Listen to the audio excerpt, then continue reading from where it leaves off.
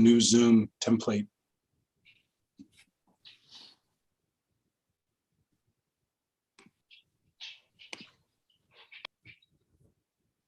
Oh, it just there's Kim. Okay, we are now live on YouTube. Oh, it just We're going live on YouTube yet? Correct. Okay, we are now live on YouTube.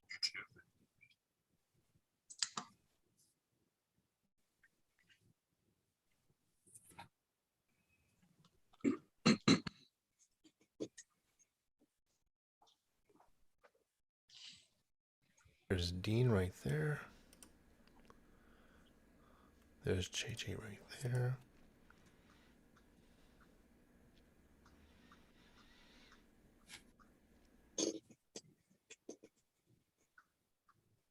On my screen, I don't have a way of turning on or off video or audio today. Oh, that's interesting. Andrea's here today from CD4. Aaron is here today. Great. Probably to speak from the mayor's office, it looks like. Who else? We also have. Should we promote We also Andrea have to Emma. panelist? We also have Emma Taylor. Logan Smith is no longer with Assemblyman Nazarian's office. Okay. So Emma will be joining us as well. But it is now 7:02. So I would like to call this meeting to order, the Studio City Neighborhood Council, for our February board meeting. Good evening, everyone. Let's call the roll. Okay. Kim Clements. Here. Dean Cutler. Dean, I see you. Here. Sorry. Randall Freed. Here. Ira Gold. Here. Jeff Hartwick. Here. JJ Hoffman. Here. Julie Houlihan. Here. Lisa Karagian. Here. Laura Karian. Not here. Scott Mandel. present. Richard Niederberg. Here. Karen Sorrow. Let me just double check the list to see if anybody's coming in late. Yeah, I'm watching the list Certainly too. don't see your name right now. Adam Summer. Yep, I'm here. Okay. Alexa Steinberg. Here. And Abigail Velasco said she would arrive around 8 o'clock. So we have a quorum. Great. Thank you very much. Agenda item number 2, approval of the January meeting minutes. Without any objection. Hearing none, seeing none. Minutes for January are approved. Agenda item number 3, President's comments. So first, hello everyone. Again, my apologies that my camera is not on, but I am here and happy to be with all of you. And thank you we have a number of stakeholders joining us tonight. So thank you for joining us as we hear from our new council member, not new to the city council, but new to representing a significant portion of Studio City. I know that many of you have questions and concerns and thoughts, and we will do our very best to get to all of them. We have also received a number of questions in advance. I have been in touch with Councilmember Rahman and her team, who I must say, regarding her team, have been incredibly responsive, and I thank them for their responsiveness to emails, community impact statements, etc. They do acknowledge our communication very quickly. Additionally, I will just say that I'll use this moment. I know this will be something that is top of mind and top of interest for many stakeholders. And I will just echo that sentiment that some of the encampments that we are seeing around our community, especially the encampment around Fruitland, to say that it is distressing doesn't even do it justice. And I'm hopeful that we will have some specific answers to specific concerns of the community, both for those that are unhoused needing assistance and for those living in that community that are now based on emails I received this morning, are facing threats of their home being burned down, increased gang activity and narcotics usage and dealing. And I'm really hopeful that we can get some concrete answers tonight. Also, I'm happy to say, on a happier note, we are joined by Alexa Steinberg. Very much welcome back, Alexa. It is nice to see you and have you joining our ranks again. And Thanks, Randy. you're welcome. If Gibson is there, I would love to have him. Is Gibson on? Has anyone seen him? So Yeah, I'm promoting him to a panelist right now. Great. I would love to have Alexa sworn in.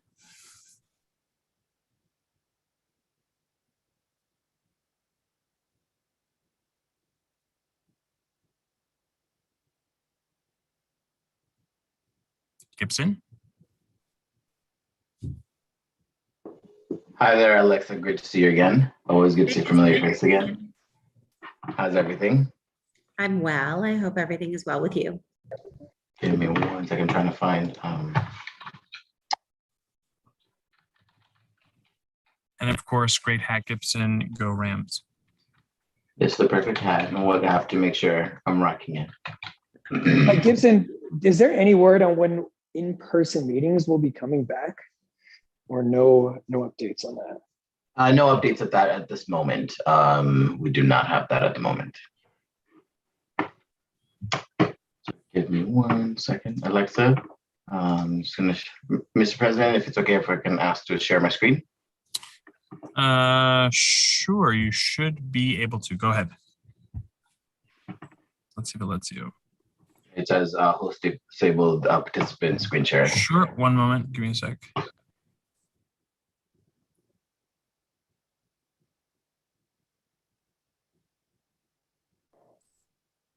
I still don't have a control bar at the bottom of my screen.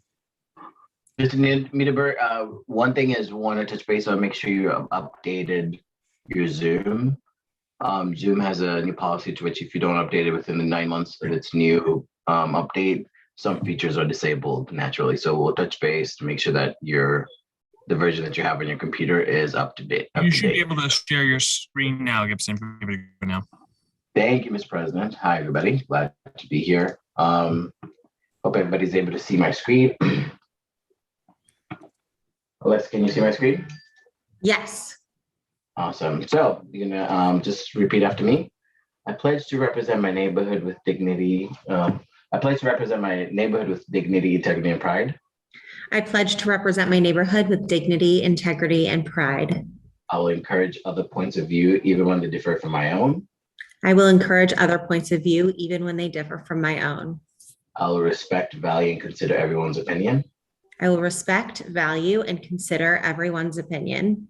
I will find the good in my neighborhood, praise it, and promote it. I will find the good in my neighborhood, praise it, and promote it. To my neighbors and to neighborhoods throughout the city of Los Angeles. To my neighbors and the neighborhoods throughout the city of Los Angeles. I pledge to do this to the best of my ability. I pledge to do this to the best of my ability. Congratulations. Welcome back to the neighborhood council system. Glad Thank to you have you. very much. I'm glad to be back. Go Rams, everybody. Great. Thank you very much. Okay.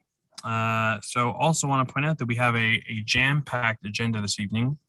And so we will do our best to get to as much as possible, but I foresee the high likelihood that we will be continuing this meeting. So first up is agenda item number 4. We will have public comment on non-agenda items within the neighborhood council's jurisdiction. It will be 1 minute per speaker. So please raise your hand now.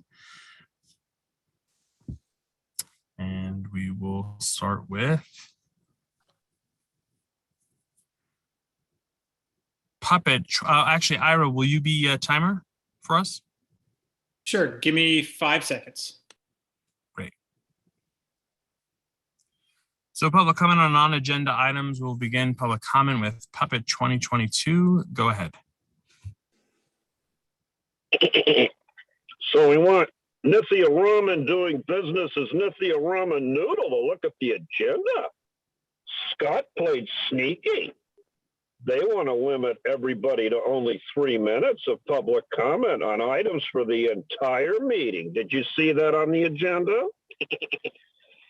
Yes, it's a lawsuit waiting to happen. And we have a gentleman tonight that is preparing a legal claim if you enforce it. So beware, people. You're showing Nithia that you're a bunch of tyrants. The Studio City neighborhood tyrants, yes. Even a bigger tyrant than Nuri Martinez, who she works for. But she doesn't work for you. She works for Ground Game. Ask her about Ground Game, everybody. What's Ground Game? Ground Game is so you get all the homeless and then they come from other states so they can launder federal and state money for homeless services. Next time, I don't have the ability to mute, Randy. Yes, that's good. Now puppets are. Thank you. We have public comment from Andrew Epstein. Go ahead. You have 1 minute.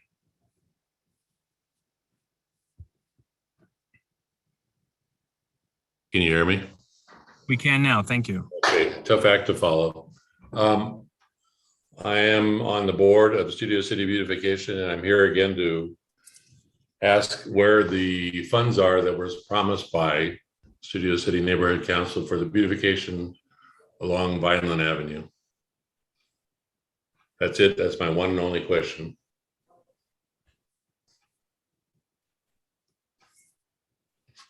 Thank you.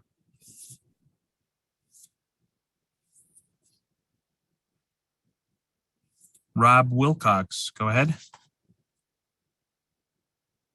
Hi, good evening. I'm Rob Wilcox. I'm running to be your city controller in the June primary election. I'm going to give you my personal email right at the end of this. As you may have read or heard in the press and the LA Times, I was a victim of an attack near City Hall on Friday in broad daylight. I was one of the fortunate ones. I'm okay. The attacker was apparently suffering from mental illness and likely homelessness. You know what? This happens all over our city, sometimes with much more dire consequences. That's why I'm running to be your city controller, the truth teller, the inspector general. I'm going to produce the first ever comprehensive audit of every single dollar of every entity that touches homelessness. And we're going to come together and present to the new mayor and our city council a comprehensive strategic plan on homelessness, including mental illness and drug addiction. I'm Rob Wilcox. I'm running for city And controller. that's time. Thank you very much. Thank you.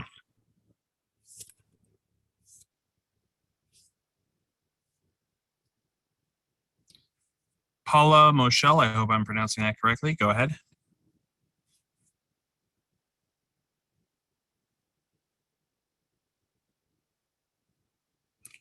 Paula, if you can unmute, go ahead. There we go. Yes, my name is Paula Moschel. I live on Willowcrest Avenue, Ventura Boulevard. And I wonder if anyone else in the area is having difficulty with party houses. We had one up the hill in a no outlet street that blocked the entire access from the top of the hill all the way down to Ventura Boulevard for anybody in the neighborhood to get in or out of their houses for hours. There's a group that's making an effort to find a way to deal with this. But I wonder when the next party will be and what we can do about it. They advertise them on the internet, and it's— And that's time. Thank you. Thank you.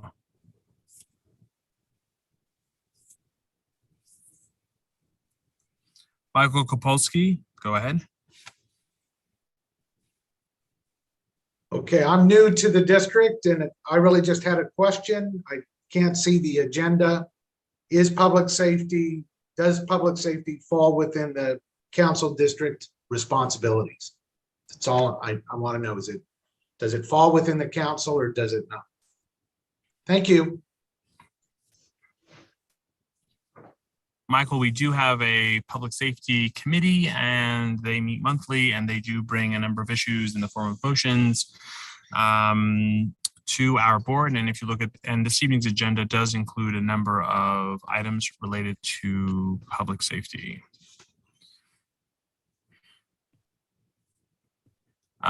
Someone with the name of the letter K, go ahead. Hi, can you see me or hear me? We can hear you. Yes, go ahead. Oh, hi, my name's Karen. I'm trying to do this on my app, so sorry. I just wanted to, I missed the beginning. I just wanted to bring up Fruitland of Ventura again and see if anybody has any updates on that. The last couple of weeks, we've had a lot of gang activity, drug activity, crime, right up against our houses. It's just getting worse and worse and worse, and there's just nothing's getting done. So I'd really love if somebody could address that and have some kind of solution. Thank you. If I'd like to ask if Karen would email into the board so that we can have your email address and get you on some threads of information regarding the situation. I don't know if Karen is still there, but the email address, and correct me if I'm wrong, please, Randy, it's Studio City. Maybe you know it's board. It's studiocitync.org, correct? Correct. Board, BOARD, at studiocitync.org. Thank you. We have phone number ending in 018. Go ahead. Hi, Randy. It's Barry. When we have our in-person meetings 2 years ago, anybody coming to the meeting knew who was voting on things because you were all sitting up at the front of the room at a table. But now, and until we get back to in-person meetings, when I'm looking at the screen with all of you there, I want to see all of you, and I don't see all the board members still. And I understand that people have to leave their screen occasionally, but leave a box up with your name, just so we all the members of the public know which board members are here. Because I'm looking at it right now, all of you, and I only see 9 board members. I don't know who else is here. Thank you.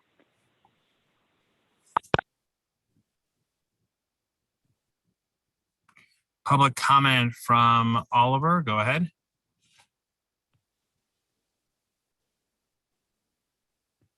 Hi, are we, how does this work? Are you guys fielding like questions and problems in Studio City, or I have a lot of issues. We live on Coldwater Canyon with the homeless issue underneath the freeway. Just in the last 3 days, there was a huge fire right next to the gas station. I'm sure you guys saw on the Citizen app, and I'm sure a lot of people emailed Rahman's office. And then there was on Saturday night, right before the Super Bowl, Saturday evening, there was a couple. They were smoking crack and shooting up heroin in our staircase. We have a lot of families that live in our building, and there's kids always coming out. I mean, obviously, we can't use our staircases at the moment. Paraphernalia left. I've sent all these photos to Rahman's office. And then we had a lady, she was just sleeping with all of her belongings just right in front of our place the night after that. So, and this is just in the last 3 days, and this has been going on for about 6 months. And that's time. Thank you.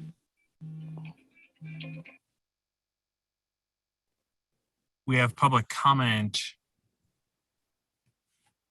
from, sorry, I see a few hands being raised or re-raised. Public comment from Janet Orsi Schumann. Go ahead. Hi, I'm actually, my husband, Phil Schumann, is going to ask the question. Fair enough. Hi, Phil. Hi, our frustration, and I speak for many, I live in the Wrightwood area. We had a a crazy homeless individual threatened to burn our houses down 2 days ago. Called 911. It took 30 minutes to get a response. This is at 10 a.m. on a Monday morning. Basically, I feel that these meetings are important, but the challenge is to translate them into action, because we've heard the promises and the plans and the committees and the reviews and the studies and the outreach for 30 years. And we are essentially feeling like we're living in we're being held hostage to a dystopian situation that has no immediate solution. So I'm just voicing frustration at the lack of action, and it's not from a lack of effort or from attention or from And that's time. money. Thank you very much. It's very frustrating as a resident. Thank you. We have public comment from David Wild. Go ahead.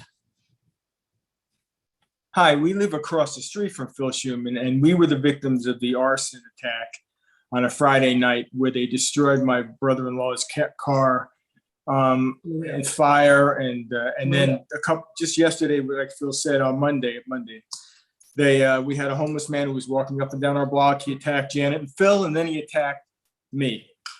And I signed out a warrant to have him arrested, and he is booked downtown.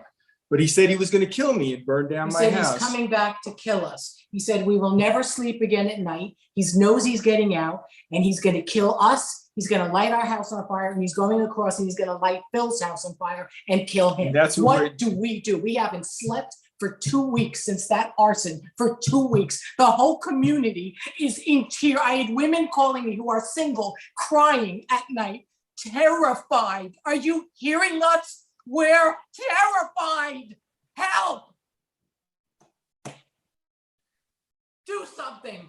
And that's time. Thank you. We need that. We have public comment from, forgive me one moment. Lisa Sarkin, go ahead. Good evening, everybody. I have a statement about Studio City that I would like our new councilwoman to know. Studio City has a very unique topography, unlike Sherman Oaks. It is between the hillside and the 101. It is hampered further by the LA River and the Tujunga Wash. There are no circulation streets, and most north-south streets do not go through from the freeway to Ventura Boulevard, unlike Sherman Oaks. The lots on Ventura Boulevard are narrowed by the hillside and the river. Ventura Boulevard is the closest to the hillside in Studio City than any other portion of the corridor. Studio City has 5 entrances to the valley, coming onto Ventura Boulevard from the other side of the hill, with several turns in the street. Unlike Sherman Oaks, we have had several deaths in the last few years. And I just need you to know that it is completely different than any other part of Ventura Boulevard. And that's time. Thank you.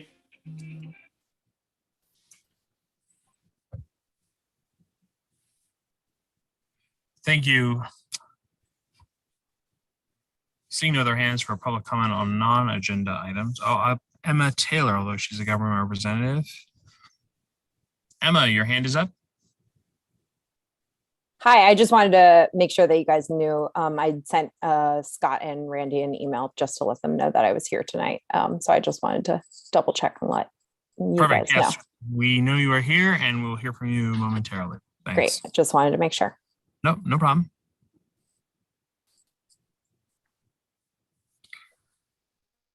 Seeing no other hands, public comment on non-agenda items is now closed.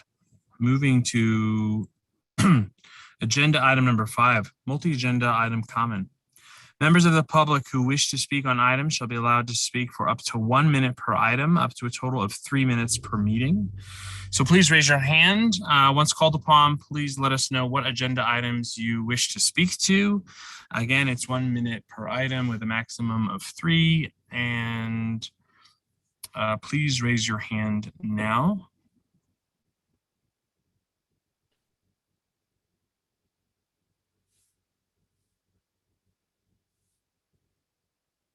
Ira, you ready for the timer?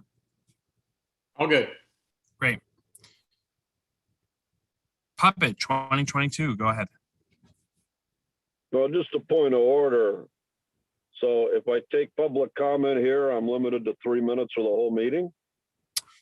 You let us know what agenda items you wish to speak to, and you have 3 minutes. Yes, go ahead. No, I mean, if I want to speak on each item individually when it comes up. We are following multi-agenda item comment, so you have 3 minutes. So let us know No, what wait a items. minute. That don't make no fucking sense. I read the agenda. How can you do that? You're saying this is the only place that the public can speak on agenda items for the whole night? Is that what you're saying? Go ahead. Your time is starting now. Hey, dummy, asshole!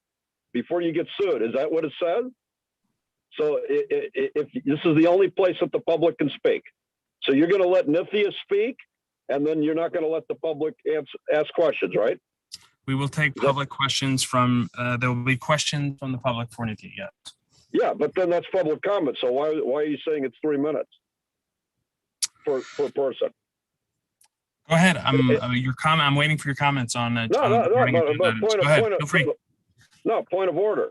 If you're going to take 3 minutes of public comment here, and somebody doesn't use this item number, do they get 3 minutes or more on the rest of the agenda if they raise their hand during the rest of the night?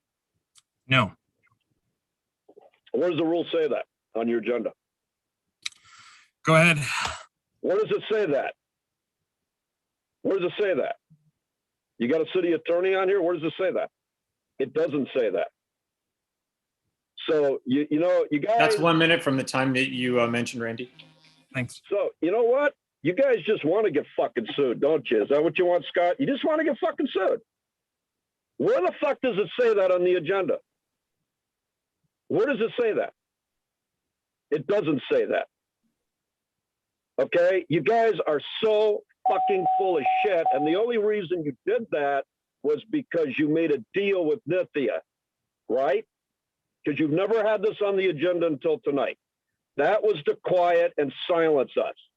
So you're going to do 10 pages of items, and you're going to give the public one chance to speak here now, up to 3 minutes. Is that what you board member motherfuckers are doing on this board? So you can fuck people out of their First Amendment rights?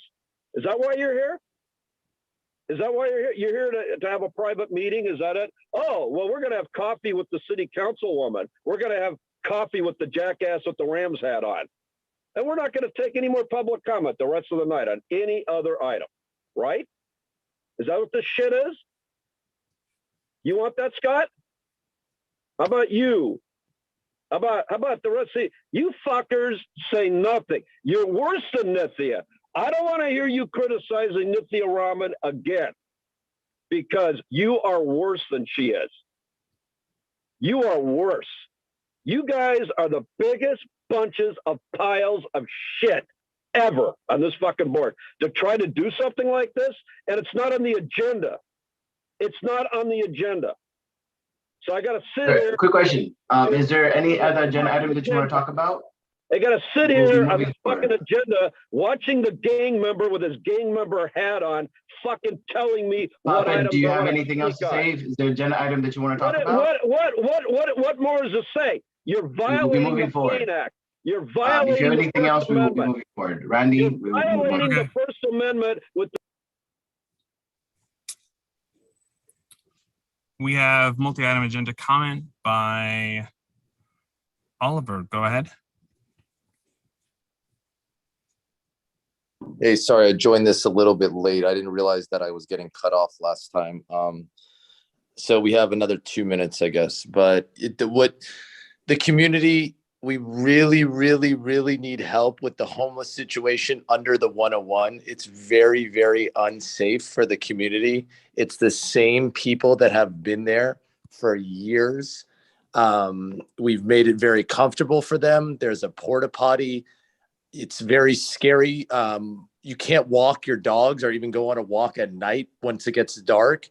It's a very, very, very bad issue. And I don't understand why you guys don't do anything. What are you waiting for? Like, are you waiting for someone to get attacked or, or God forbid murdered? Like, it's very, very scary to live in this area, and it shouldn't be. We really need help from the council people to figure out a situation to get rid of them. There's no plan. It's just rinse and repeat. It's always the same stuff over and over. Please help us. Like, we're just we're sitting ducks.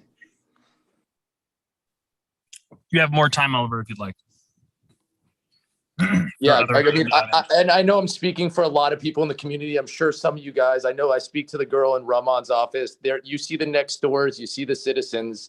We're not making this stuff up. It's been going on for months and months and months. It's really, really bad, and it's not safe, and it could be solved.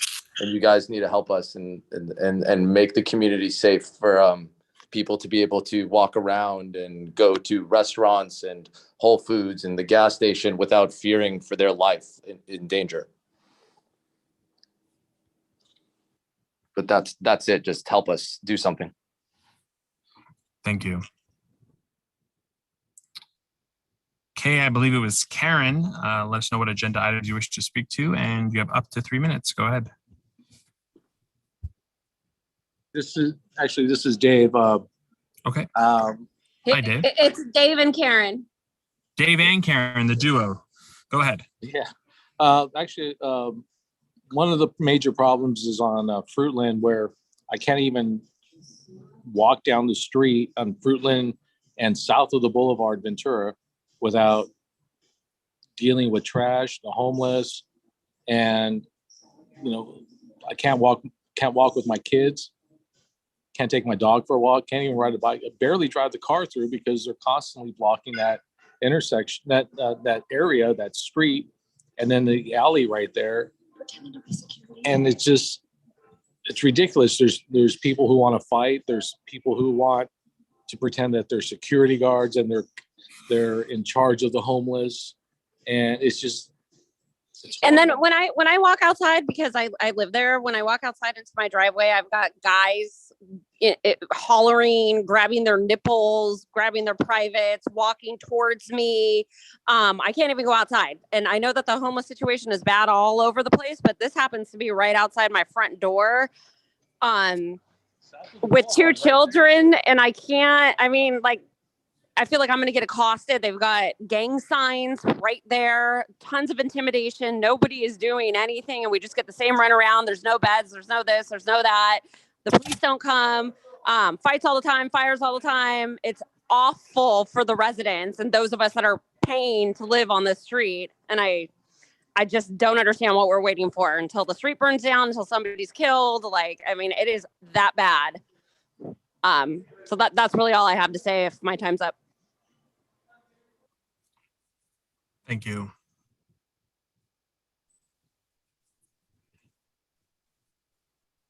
Sari, go ahead. Let us know what agenda items you wish to speak to, and you have up to 3 minutes. Thank you. I actually have a question and a comment. First of all, it's my understanding that the tiny homes are going to be around for 3 years. What's the permanent plan for those people? Are they going to become permanent residents in our neighborhoods? Continuing to live in the street. The other thing also is what are the efforts by council in regards to the outreach, and then also policing outside of the tiny home areas? And why do we keep volunteering our parks for tiny homes? This is not as prevalent on the west side, but it seems to be a concentration here in our neighborhoods. Can someone please answer that? What is the plan, since you have a couple of the council offices here at the meeting, regarding the long-term plan for these people? And also what happens after 3 years? Do they go back on the street? Thank you.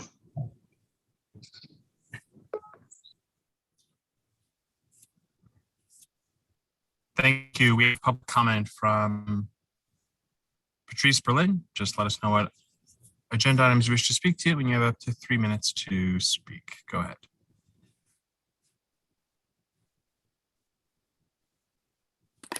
Hi, good evening, everybody. Just curious, so what is the plan for the homeless that do not want the housing that is offered to them?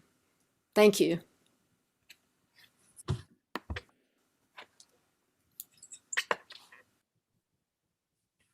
Thank you, Patrice. Seeing no other hands, this closes this agenda item on multi-item agenda comments. Moving to agenda item 6, announcements by government representatives. So if we can hear first from, I know we are joined this evening by Council District 4 Council Member Nithya Raman, who is kind enough to join us this evening. Although we are going to have some extended time with the council member, I wanted to give a shorter period of time first to other representatives who have joined us. Tiffany Zatunian from Council District 2, Paul Krikorian's office, for a quick introduction. And go ahead, Tiffany. Hi, everyone. Thank you for having me on here today. I just wanted to come on and introduce myself as the new field representative for our portion of Studio City. I am also representing Toluca Lake as well. And I just wanted to come on here and introduce ourselves and talk a little bit about some of the legislative updates from our office, from the council member. We do have the restaurant beverage program, which recently passed in council. The restaurant beverage program, it shortens the city approval process for people to get their beverage, beer and wine licenses from months to weeks, and also lowers the cost from $13,000 to $4,000. So it's beneficial to businesses in the community and in the city as well. I did also want to share that the homeless count is coming up next week, and in the Valley, it'll be on February 22nd. Our staff will be participating at a location, including the council member. And, they are taking volunteers with LAHSA, which is the Los Angeles Homeless Services Authority. So if anyone would like to learn more about that, we'd be happy to share. I'm here to, help the community in any way that I can, and that anything that our office can help with city related concerns. So should there be anything that the community needs assistance with, our office is definitely here to help. Thank you. Great. Thank you so much, Tiffany. I'm sure we will be in touch in the near term. We have Erin Seinfeld from the mayor's office. Please go ahead. Hi, all. I am double Zooming tonight, but since I have this opportunity to quickly say hi, I just wanted to say good evening to everyone. Those that don't know, I am the mayor's rep for the West Valley that also oversees Studio City. My brief update that I just want to mention, one thing is that the applications for the inaugural LA City Youth Council are open now. Applicants must be LA City residents between the ages of 16 and 25, and applications will be open until February 28th. So you can go to youthcouncil.lacity.org. This is an incredible opportunity for our youth, and I wanted to make sure to share it. The last thing I want to mention is a program that can help bridge the digital divide that we're finding, and that's from the library. They have Tech to Go as the program, and there's computer bundles that come equipped with a Chrome device and an internet hotspot for long-term use. You just need to be an adult with a library card in good standing to rent them. They're like the closest library, maybe Van Nuys Library to Studio City. I am happy to come back when there's more time to provide more thorough updates. It's great to see the council member, and reach out if I can assist in any way. Great. Thank you very much, Erin. And on behalf of Assemblyman Nazarian's office, we have the District Director, Emma Taylor. Please go ahead. Hi there. Great to see everyone tonight. Emma Taylor giving an update on behalf of Assemblymember Nazarian. So I wanted to stop by tonight and talk about a few quick things. Last week, our office ran a very successful workshop on California's mortgage relief program, which rolled out actually at the end of December. So a lot of you may not know that there is now $1 billion that California is able to give out in mortgage relief funds, which is available to qualified Californians. So we were able to run a workshop last week. And so our office now has a lot of information about the mortgage relief fund. And as we've been helping renters across LA City with the ERAP program, the Emergency Rental Assistance Program, we are now actively helping homeowners with mortgage relief as well. So I just wanted to plug that. I know that we've heard from a lot of homeowners throughout the pandemic who were looking for mortgage relief. And so this $1 billion was finally approved by the US Treasury. And so we're really excited that California got this money, and we're really hoping to get as many constituents applied to it as possible. I also wanted to let you know, we will be back next month to let you guys know about our legislative package, because the bill deadline is actually on Friday. But really exciting, the Assembly member is the chair of the Aging and Long-Term Care Committee, and we released 3 bills as part of our senior care package yesterday. And one of the most impactful bills actually seeks to establish an older adults and people with disabilities target rent stabilization program. And I know that we've been talking a lot about homelessness tonight. I will let you know anecdotally that our office has gotten just 8 calls in the past 4 days, 4 days also including last week, from seniors within our district who are facing imminent homelessness. And so this program seeks to prevent and end homelessness within this vulnerable group. It would target rental assistance programs. It would be a targeted rental assistance program, which would seek to enable at least 25,000 seniors and people with disabilities who are currently homeless or at risk of becoming homeless to afford private market rate housing. So we're really excited about this bill that we just introduced today, actually. And we're also constantly helping our constituents with Caltrans, DMV, as I said, rental relief, mortgage relief, and as always throughout the pandemic, unemployment insurance. And so we really want to give a shout out to all of our constituents in Studio City that if you need help on any of these issues, we are here to serve you with these. So I'm here. I'm excited to listen to Councilmember Rahman tonight, and we're here if you need anything. So thanks, everyone. Thank you so much. And of course, thank you so much to Councilmember Nithya Rahman. It is a pleasure to see you again. I realize you can't see me. My camera's off. I apologize. And to your team, I see a number of familiar faces. George, Andrea, Hayes, we haven't had the pleasure of meeting. Welcome to the Studio City Neighborhood Council. We have a number of stakeholders who have many questions, some of which and concerns, some of which you've already heard. So I will let you take it away to introduce yourself, your team, and we'll go from there. Great. Well, thank you so much, Randy, for having me today. I actually reached out to Randy when Studio City became part of my district, and I asked to speak at a neighborhood council meeting coming up, but I also wanted to have the opportunity to meet one-on-one with as many neighborhood leaders as I could.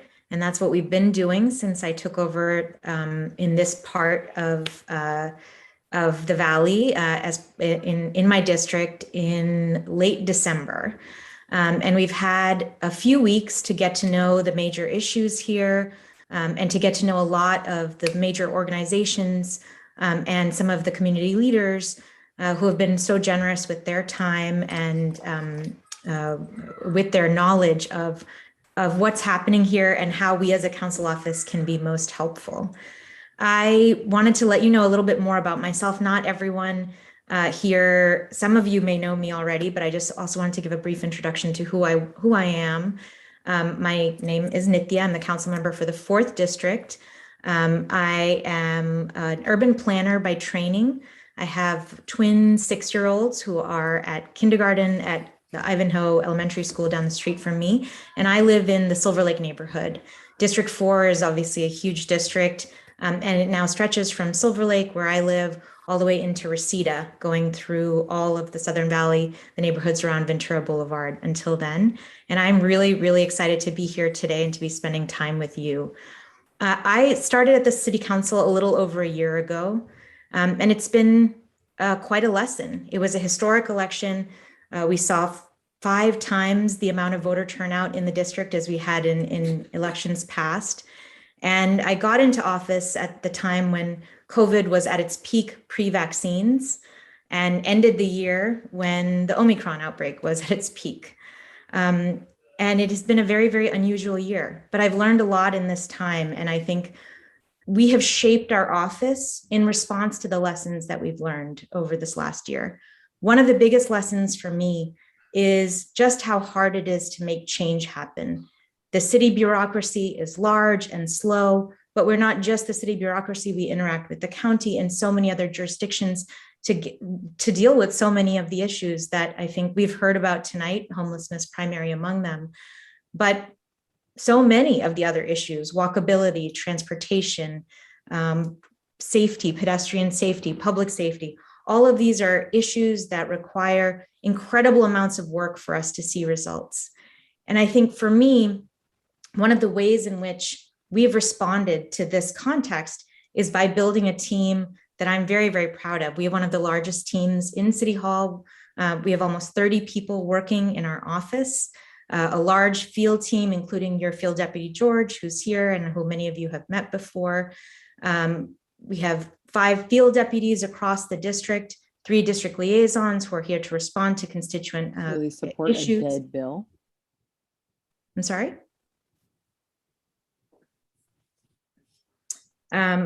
We have a number of district liaisons who are here to respond to constituent issues.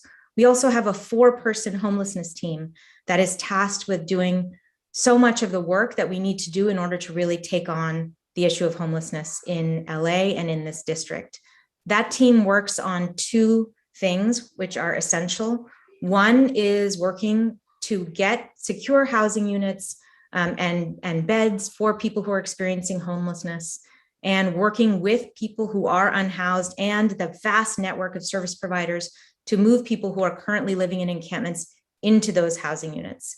The second, because the first is a very long process, is to try and ensure that encampments, while they're continue to be on the streets, that we are keeping streets clean, that we're ensuring that services are being provided on a regular basis. And this homelessness team, we have one representative here tonight, Hayes Davenport, who can talk to you a little bit more about that work. Our entire team in the office is led by Andrea Conant, who's my chief of staff, and she's also here somewhere. I can't see her. There she is. And I wanted to just give all of these team members just a chance to say hello at this time. Andrea, do you want to just say hi quickly? Sure. Good evening.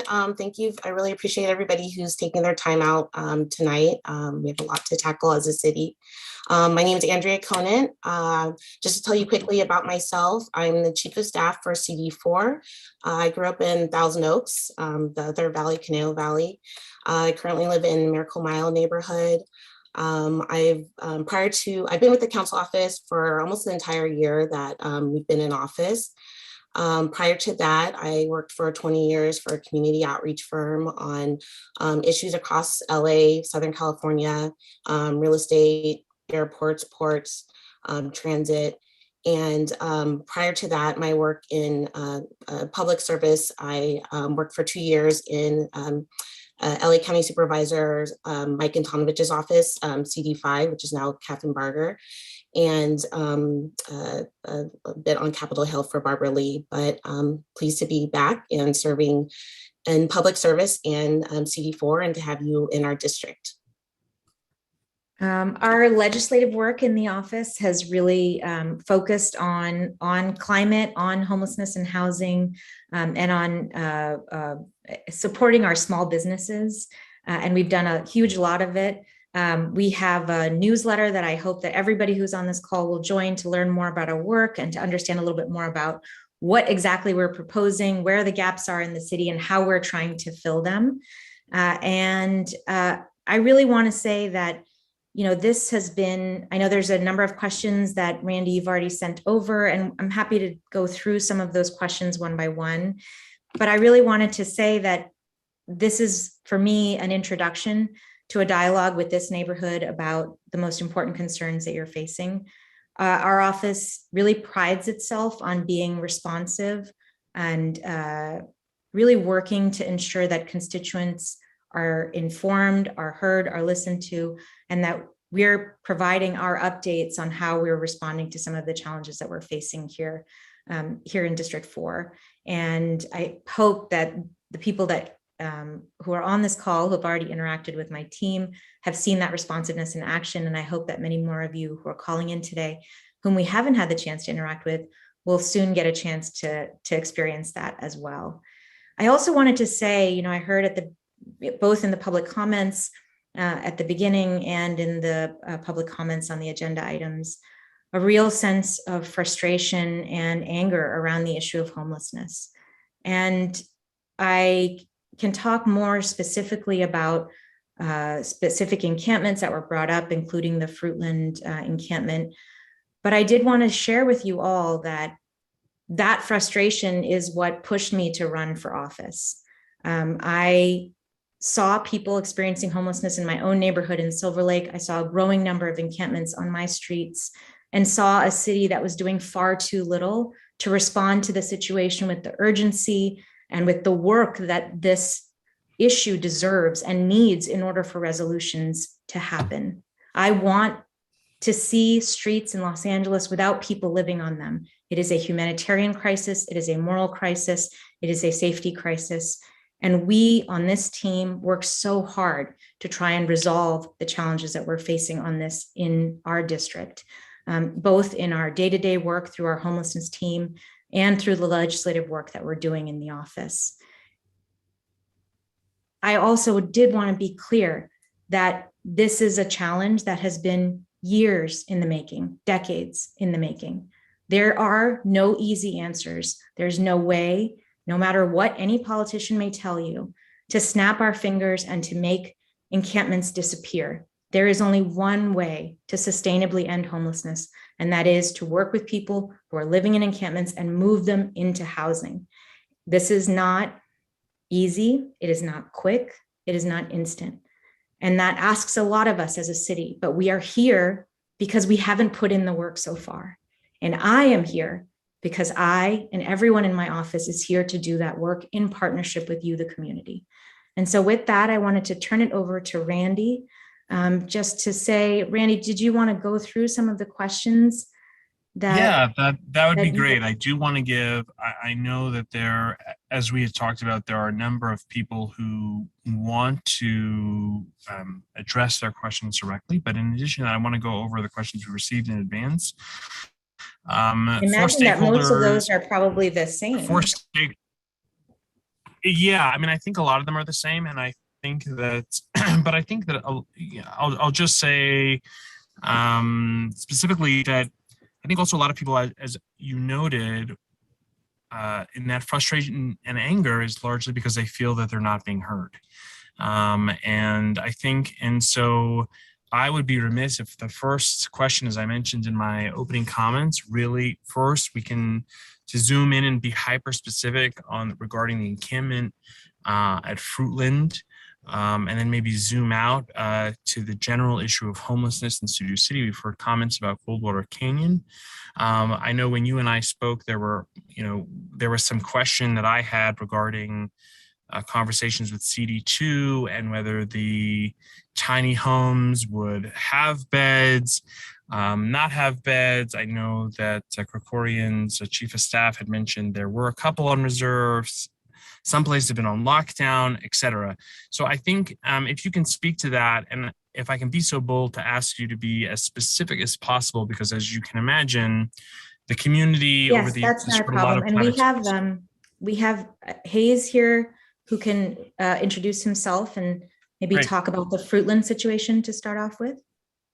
Yeah, absolutely. Hi, everyone. I'm Hayes Davenport. I'm a senior advisor in CD4.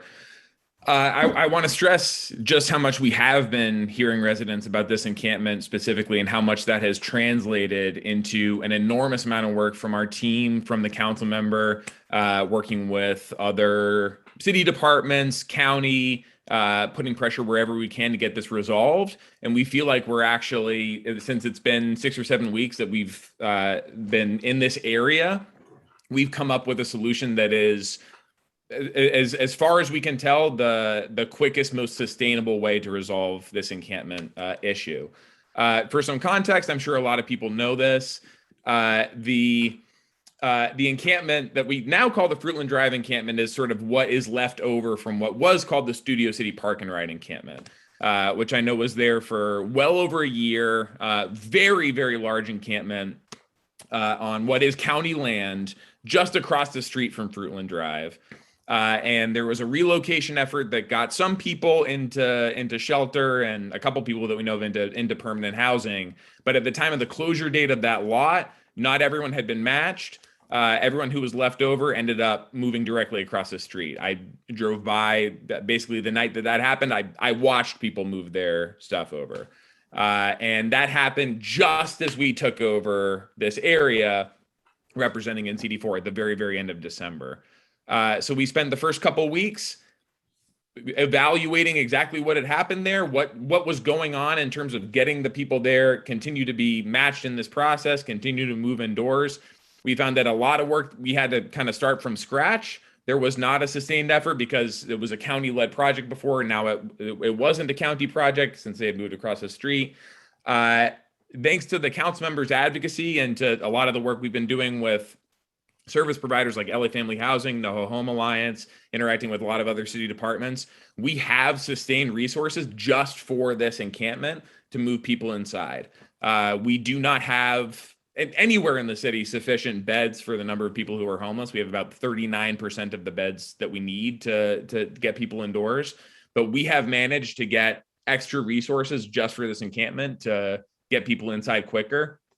When it comes to people who are talking about issues with like narcotics and potential crime taking place there, LAPD, we know, is very aware of this encampment. They're there multiple times a day. We don't direct their operations in terms of enforcing, not enforcing those issues. What we can do as a city council office is push as hard as we can to get people off the street in a sustainable way.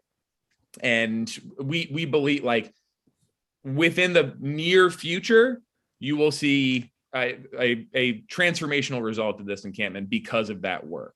But it has taken multiple weeks to get all the resources in place and give people a place to go sustainably. I'm happy to answer more detailed questions about this encampment, but we've heard, responded to, acted on everything that we've been hearing from residents about this location from the very first day that we took over in this part of the city.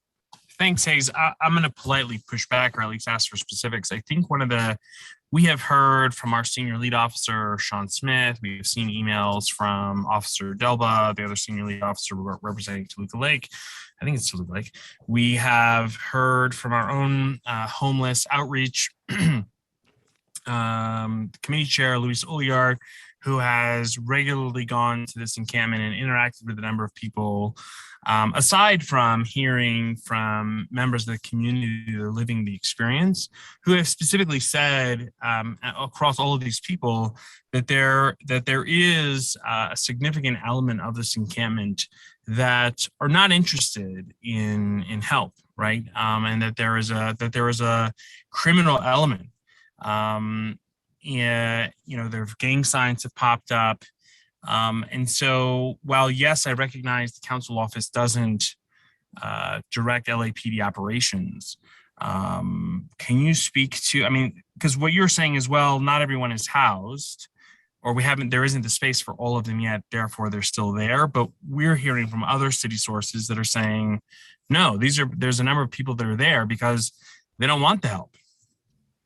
That hasn't been our experience at all with the people. Sometimes at any encampment, there are people passing through that aren't interested in services because they have some situation somewhere else.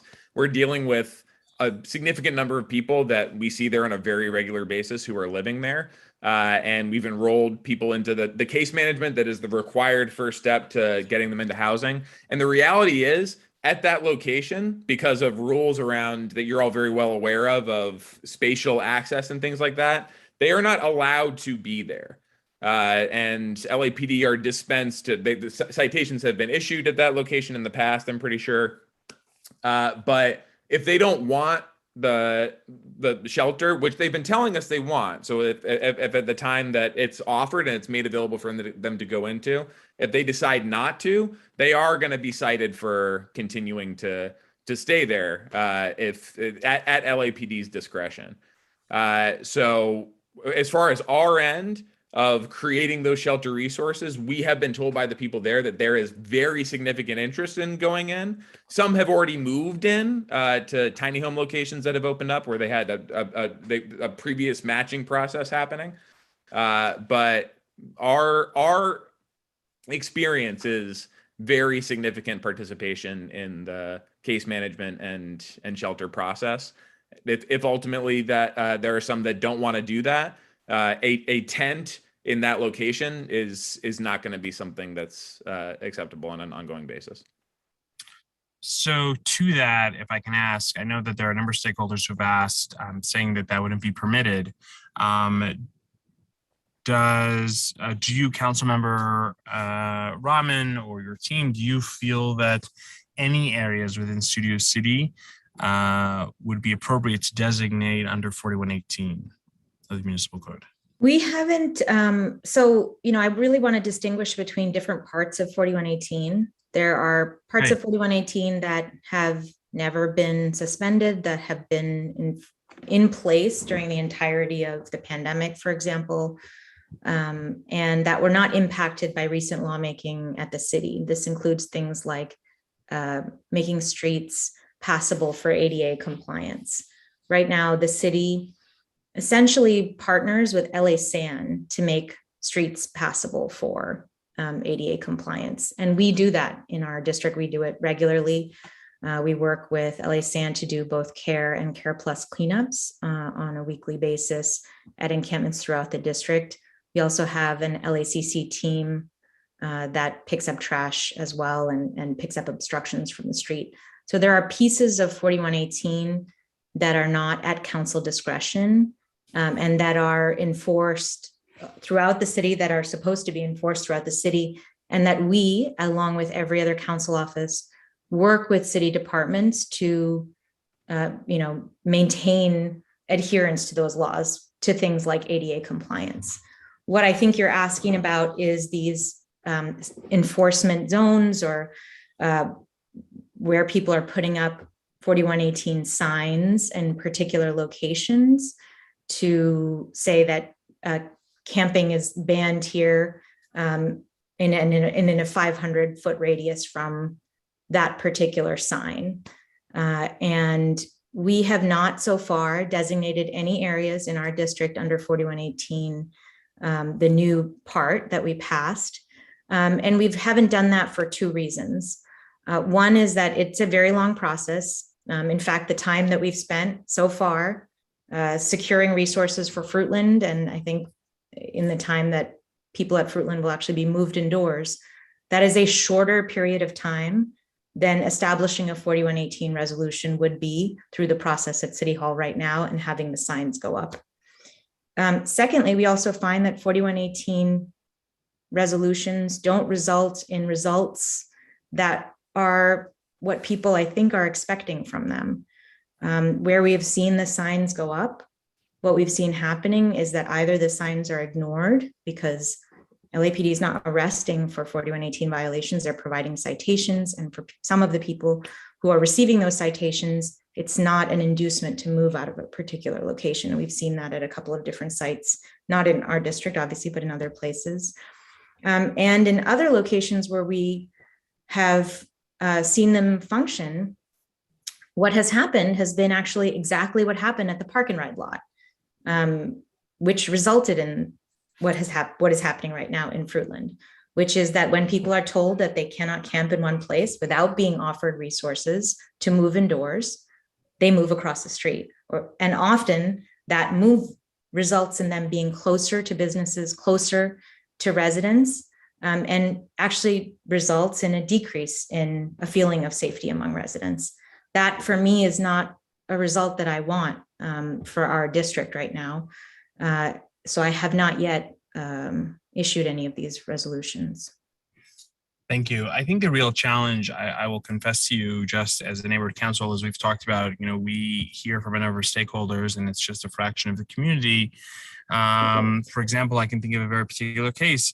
A stakeholder called and said, Randy, I have to walk my child to school up Vineland. And at the time there was an encampment.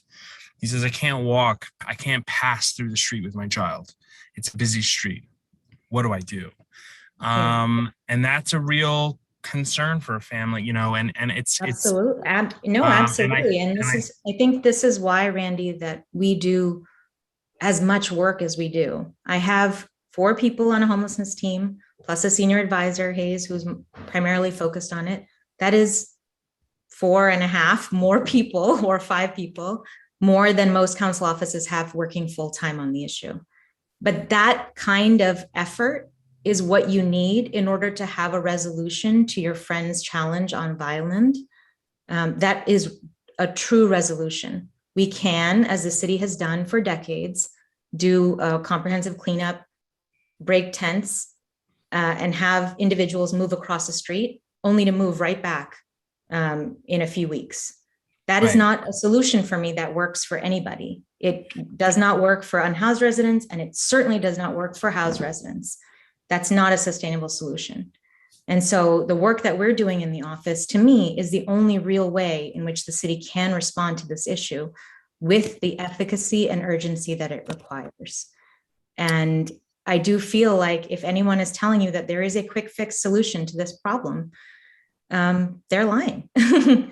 And I'm here telling you the truth and doing the work. Sure. So 2 other questions to this subject, and so the first is, Council District 2, as an example, because that is obviously what all of Studio City was formerly a part of, had fulfilled the requirement by the court to a certain number of beds as it was related to the so many unhoused that were under freeways and near overpasses, etc. And I'm just curious where CD4 stands in relation to the court order number of beds, whether it's bridge housing, tiny homes, etc. We actually fulfilled that even before I got there. The way that the bed requirement was written through you're talking about Randy is referring to the Judge Carter case. Correct. And each council district was supposed to meet a certain number of bed requirements. And that bed requirement was formulated for each council district based on what the judge thought was a priority for addressing homelessness in Los Angeles, which was the number of people living under freeways. And in our district, that number at that time, in the old shape of the district, was, I think it was under 50, I believe. And our council district has far exceeded that in terms of the number of interim and permanent shelter beds that we've brought online. We actually, since I came into office, added even more. We added a project room key site, and we're continuing to work on adding both interim and permanent housing sites in the district. And every single time we add those beds, we're able to move more people indoors and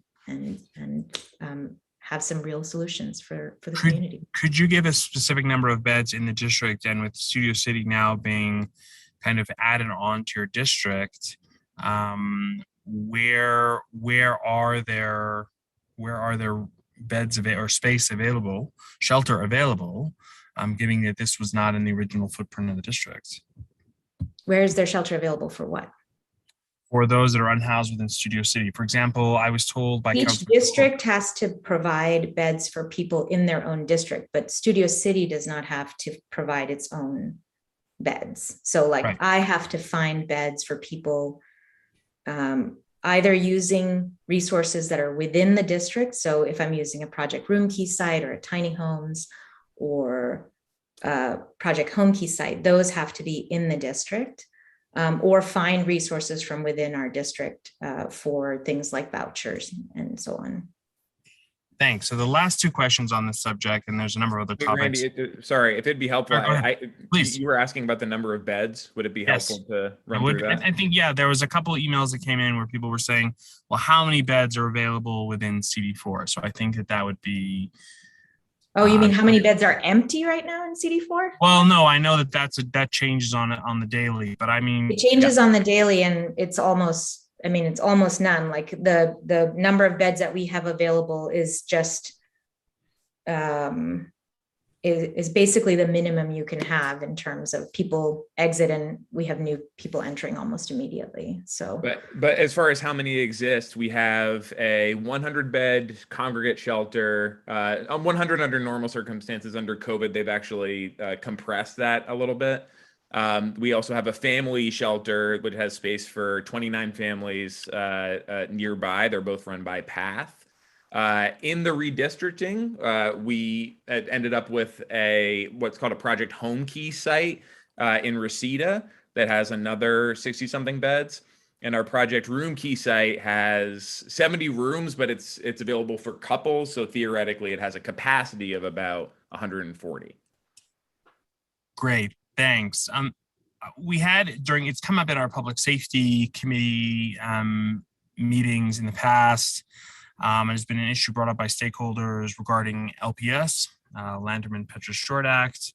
And I was just curious, obviously this is state law, but if you had any opinions of what should our voters, should our city council be looking to update this law? Where do you stand on this law? As we know, right, every well, so what Randy's talking about is related to mental health issues, right? Right.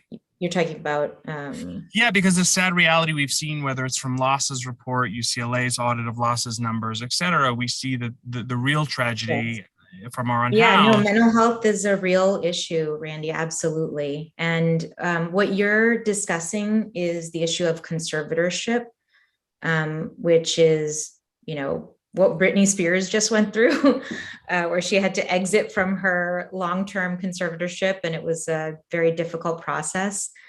I think this is a conversation that's certainly worth having. I do think it's a little bit of what's the term? Is it canard? Which is like a distraction from what I consider to be the real issue related to mental health in Los Angeles, which is that we just don't have enough of it. We have right now a Department of Mental Health that provides services for people who are experiencing homelessness through a program called the home teams. These are mental health outreach workers that go out and provide mental health services to people who need them, except they don't provide it to everyone who needs them. They really only provide it for people when they are basically at death's door. We have referred so many people in the district to DMH, to the Department of Mental Health, and been told over and over again, this person is not sick enough to qualify for our services.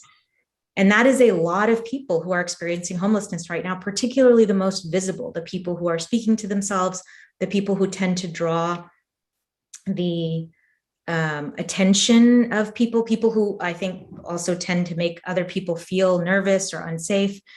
These tend to be people with mental illness, and we just don't have resources available for them.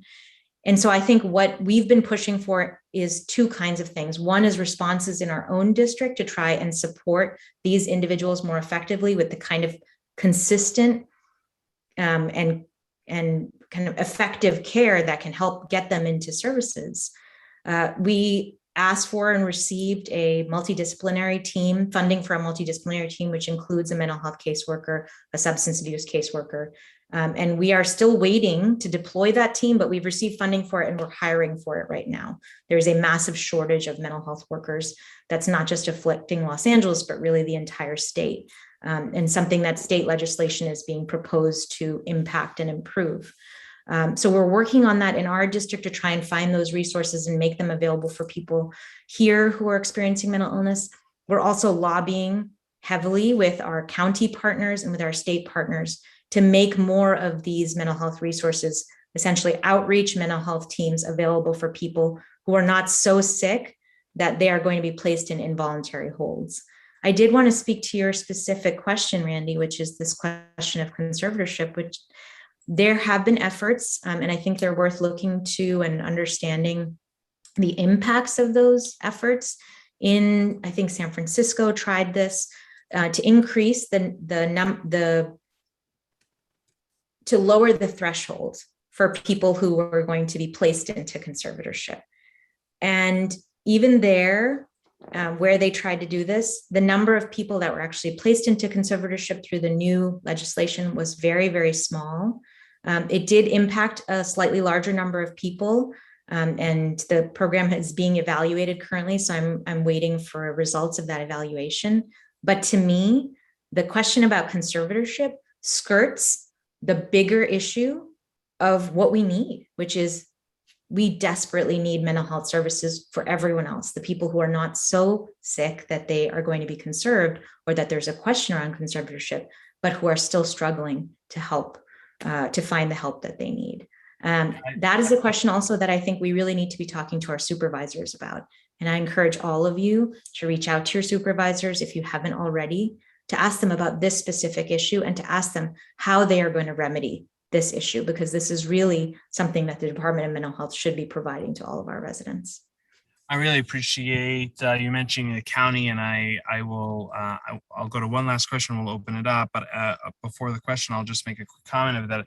I think really what you're speaking to in terms of mental health and the concerns, and really the, if I can be so bold, the shameful performance of LA County Health, because so many people are suffering. That I really hope that as a member of the City Council, you will give a hard look and reevaluate LAHSA. LAHSA is not your mental health services provider, unfortunately. That's the Department of Mental Health. And that's really the key. That's the department that is supposed to be providing those services. LAHSA does homeless outreach. It's a different function.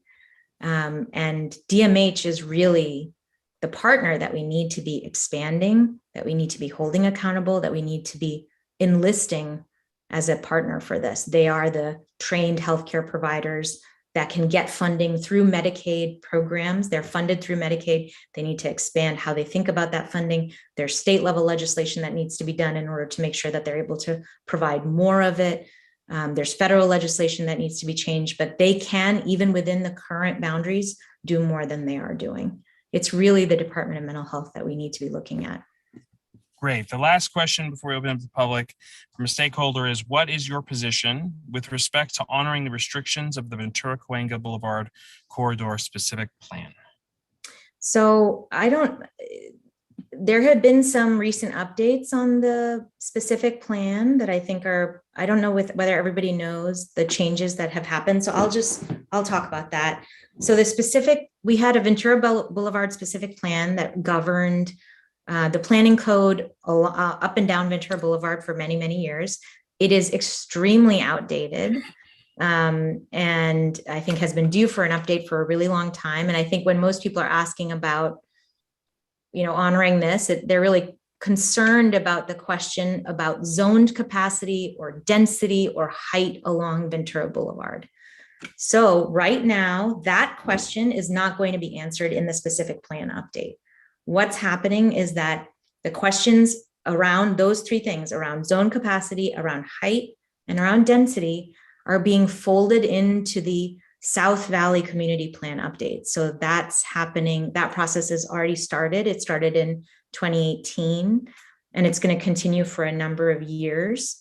But that community plan update is going to be the place in which these questions, the questions that I think bring up the most feedback and dialogue, are going to be updated. And that happened partly because of you, all of you, advocacy from residents up and down the boulevard, actually across the entire valley, and advocacy from council offices that were watching this process and realizing that folding those two things in together made a lot more sense in terms of how we think about appropriate planning in Los Angeles. Made more sense for us right now. So the planning department has shifted their course. Now, that doesn't mean that they're doing nothing along Ventura Boulevard. They are doing what they're calling a specific plan amendment. And that amendment is going to do a couple of things. That's going to do things like update project impact fees, so that right now, like a lot of those fees are outdated. They're too little for what's happening. You know, they haven't been updated in many years, but they also want to change what those fees can be used for. So in the past, or in the current version of the specific plan, those project impact fees can really only be used for things like parking meters, they can only be used for things that I think reflect an outdated vision of what Ventura Boulevard is and can be, and how we want to move up and down it. So the planning department is changing it so that those project impact fees can be used to fund green spaces. It can be used to fund bus shelters. It could potentially be used to fund better transportation strategies. And so I think that is a process that they're going through right now. I believe that amendment is supposed to come before Plum and in front of the city council around this summer. But planning, like every city department, is behind, but I'm hoping that it comes in front of us this summer. And the goal is really to make it easier for businesses along the boulevard to do business. It's it's an amendment to take away some of the very cumbersome and outdated processes. And so that means that this question about zoning and density along Ventura Boulevard is going to be answered over the next few years through this South Valley Community Plan update. And I think we have a long time to listen to the community, to listen to what the needs are, and to make sure that planning is taking them into account as we're thinking about what Ventura Boulevard of the future looks like. And I'm really excited because since redistricting, I have about 60% of the Ventura Boulevard corridor in my district. So I think that it used to be 4 council districts, which I think made planning a little bit more chaotic, and now it's just 2. Great, so thank you. We have a number of hands up, and I know you're tight on time, and I appreciate it. Hopefully, I will say before we open up to the public for a couple of questions, we recognize we can't get to everyone's questions, but I can speak firsthand, and I think a number of members of our board can as well, that Councilmember Rahman's team is in fact very responsive. I can't guarantee that you will get the answer that you are looking, exact answer you want, but you will certainly get a response, and they will open a dialogue with you, which I think is a start of any progress, is having a dialogue. So with that, we will call on as many as the council member has time for. We have Randy, I did not expect comments to go on so long here. I was not warned. Lots of hands, lots of hands. In the beginning, not right now. Patrick Parks, go ahead. Please try to make it a quick question, concise question. Yeah, hi. I live on Fruitland. I am directly across from the encampment. Every one of my front windows of my house looks out into the encampment. I'm curious about how you're going to resolve this. I understand some of the discussions about mental health, but having been here for 2 months every day and soaking in the environment down there, mental health is not a concern for many of them. The criminal activity is a concern. And I'm wondering what your policy is going to do to fix this. Well, I think that, I can refer back to what we already talked about with regards to Fruitland, which is really, if there is criminal activity happening, if there is violence, these are all issues that the LAPD does handle. What we are doing from our office is what we can do to try and ensure that everyone from this encampment is able to move indoors. We didn't have a single bed available to us when we took over this part of the district. And now we've secured those beds, and I'm hoping that you'll see rapid progress in that location. I know that it has been 6 weeks since I took over, but I don't want to be negative, but that does feel like lightning speed in the city. But we have made a significant amount of progress in terms of securing these beds. And I hope that you'll see significant progress there soon as well. Calling user number 2, go ahead.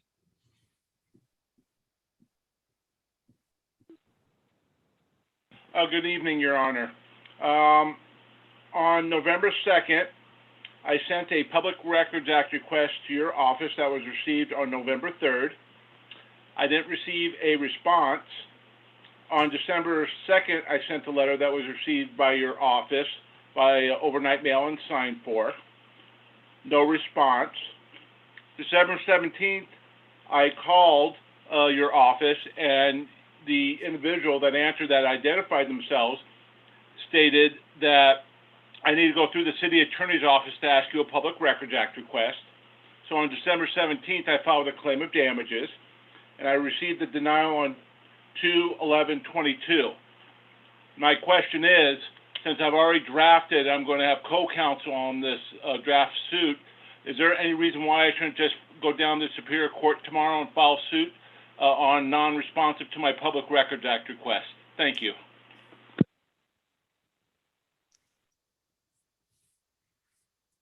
Well, I think that we can look into what the nature of that request is, or, you know, where that landed. So if you want to email our office once more, we can. And you can identify, you can identify yourself as the caller into the Studio City Neighborhood Council meeting. We do have we do get a ton of Public Records Act requests, so it'd be useful to just identify that you were the caller here. We have Lisa Sarkin, go ahead.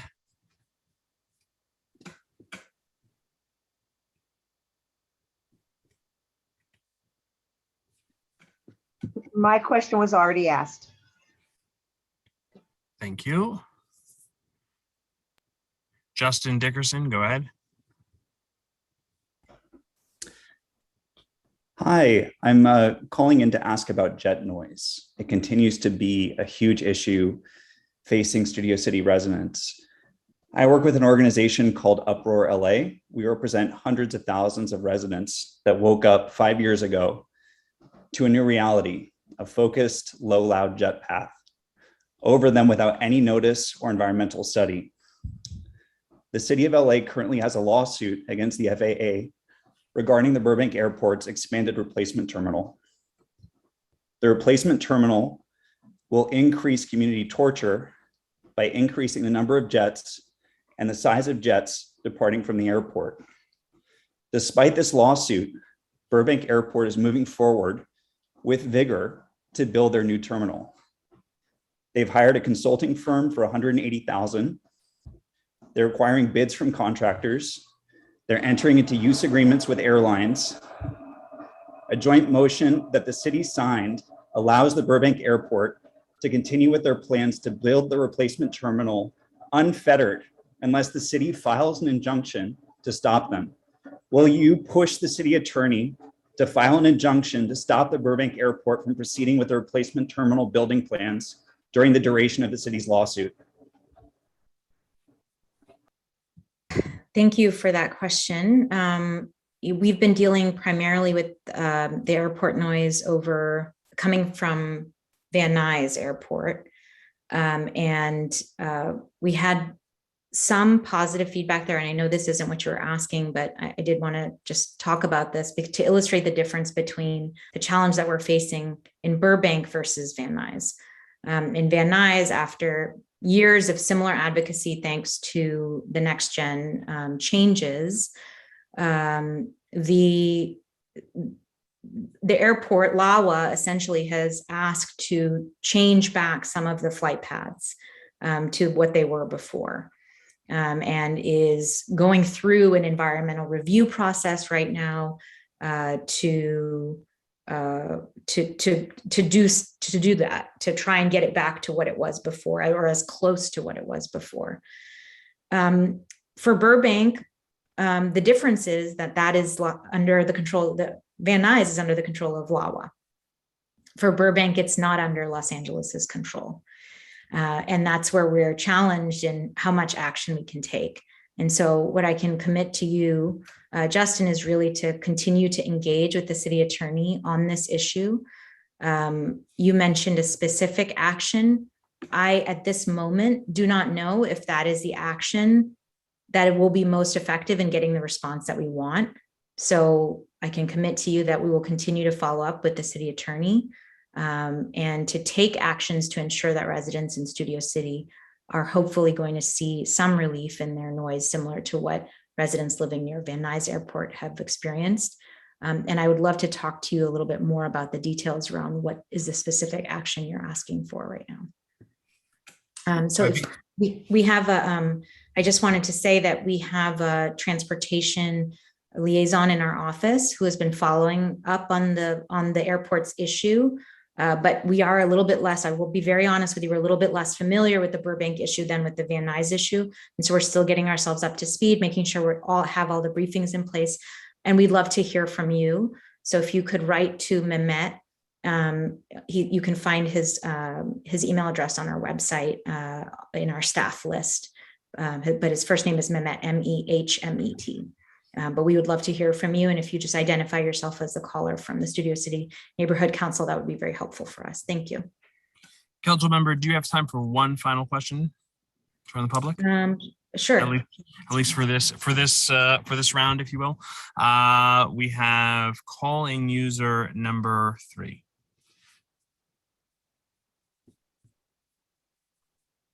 Call-in user number 3, go ahead.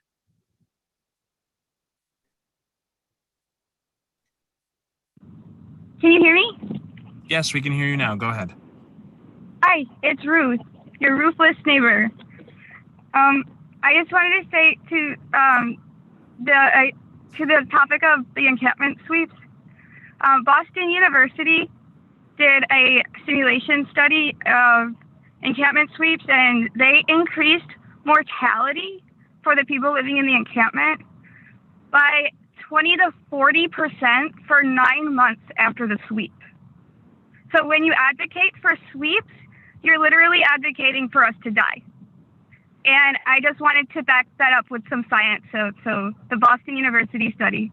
Another thing is that people that are living around us, landlords, like if they accepted vouchers, a lot of people that I know that have vouchers would be off the streets and inside and on their own doing. Like, that should be something that's explored more than conservatorships or things that take away our rights.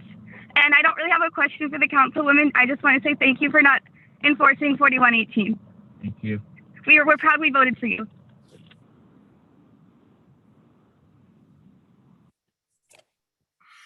With that, Council Member Rahman, thank you for making time for our community. We hope. Thank you for making time for me. I asked to be here and you generously opened up your agenda. Well, it is as I could already hear some people in my ear would say, well, you work for us. So we are nevertheless appreciative of you making the time to speak with us, to talk with us about your positions.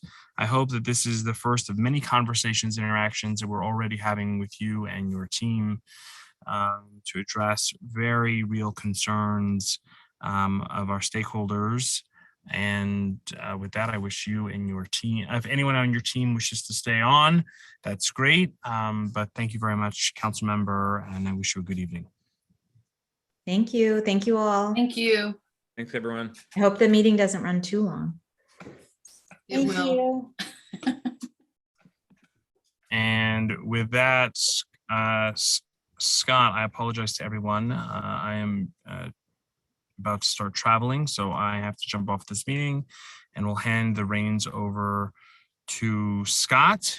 And I have already stated that as I communicated to the board generally, out of consideration for time, we can continue the meeting at 10:30 or whatever all of you decide. Thanks so much.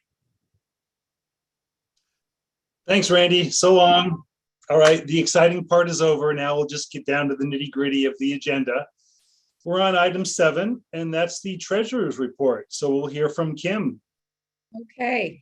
This will be short and sweet this month. We'll keep this rolling right along. If people saw the email I sent to people. I was sick this month and for a couple of weeks, and which really had me behind. But I'm back and revving here the last couple of weeks. So I've been addressing a lot of issues, and I'll have more of a report. I do apologize. I'll have more of a report next month. I will let you know that I did. This was nice. We had $10,000 rollover funds from the prior fiscal year, which because we started out behind and frozen because the expenditure reports had not been filed in time. And it took us a while to get out of that, for my training to be done and for us to clear all the prior issues in order to get rolling again and get our funds unfrozen. Anyways, the rollover funds had not been applied to our account, and in my inquiry and whatnot, they now are. We now are showing the full 42,000 that we had budgeted for.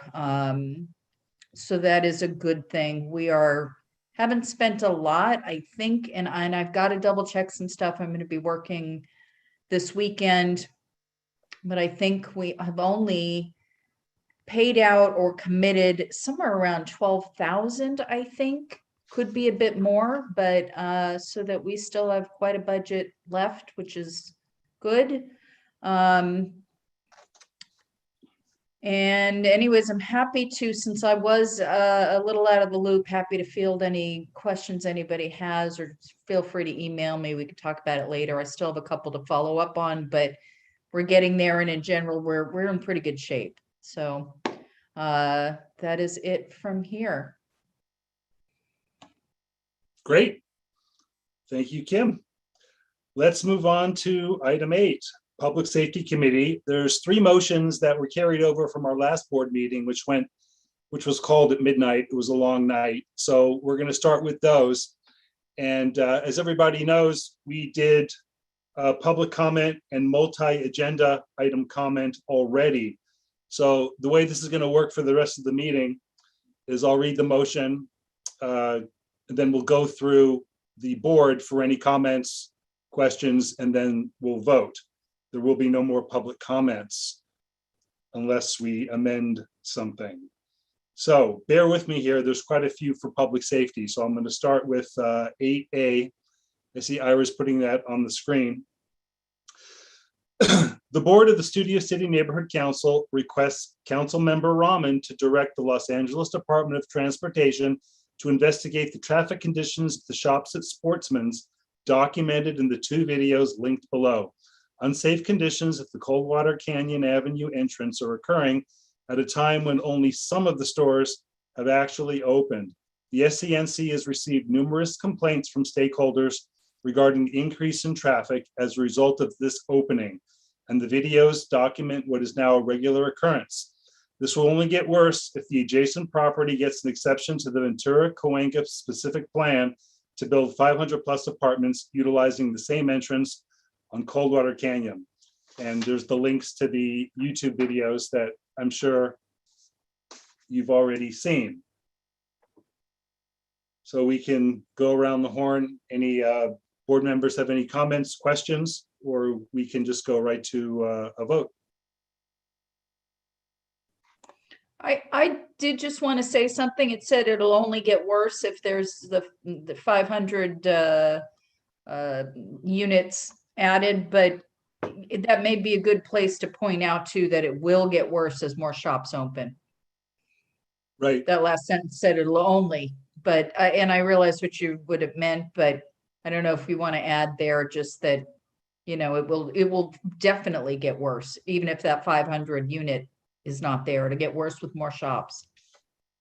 Yeah, it does make mention that there's only some of the shops open at the moment. Yeah. I just thought that last line could get punched up, but it's fine. It's just a comment. Okay, thanks. Anybody else, or do we want to go to a vote? Not seeing any hands from the panelists. Brandon, let's do it. Okay.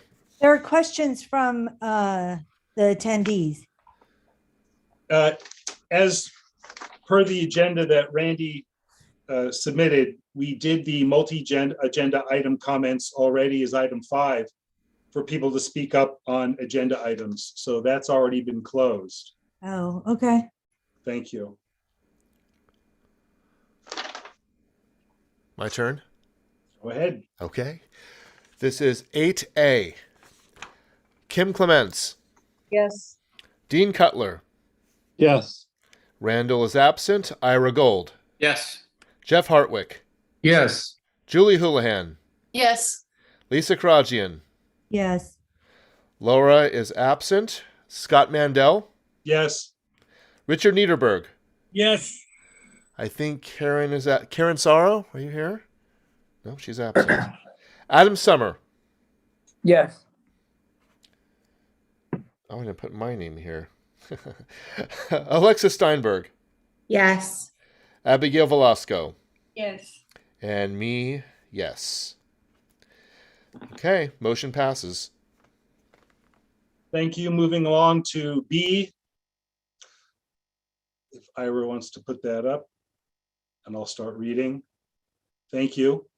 The Board of the Studio City Neighborhood Council supports Council File 21-0002-S196 titled Cash Bail, Reinstatement, Temporary Zero Emergency Bail Schedule COVID-19. California voters rejected Proposition 25, which proposed ending the cash bail system in the state. We are in support of this resolution, which seeks city council and mayoral approval, whereby the city of Los Angeles includes in its 2021-2022 state legislative program support for legislation that would reinstate cash bail.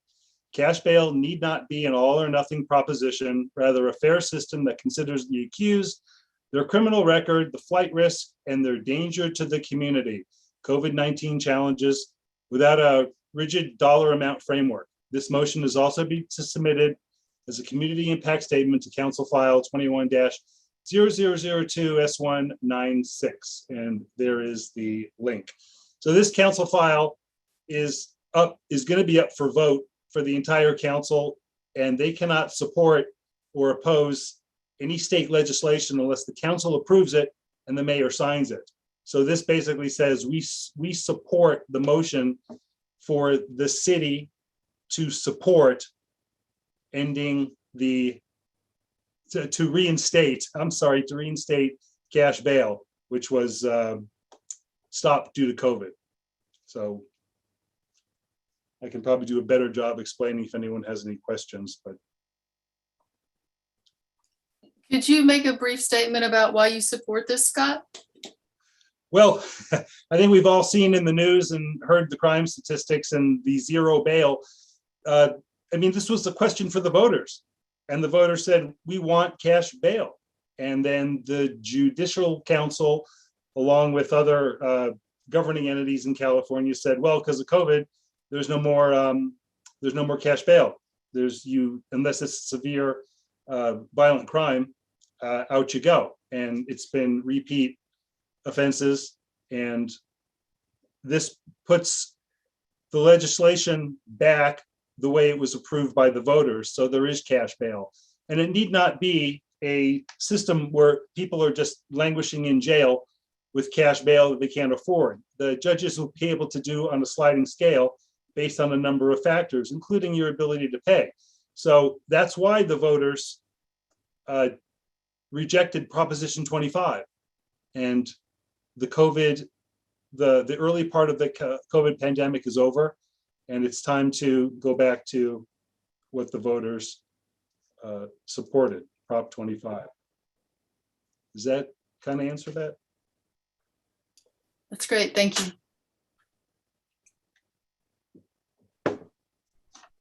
Okay, not seeing any more from our board. Let's go to a vote.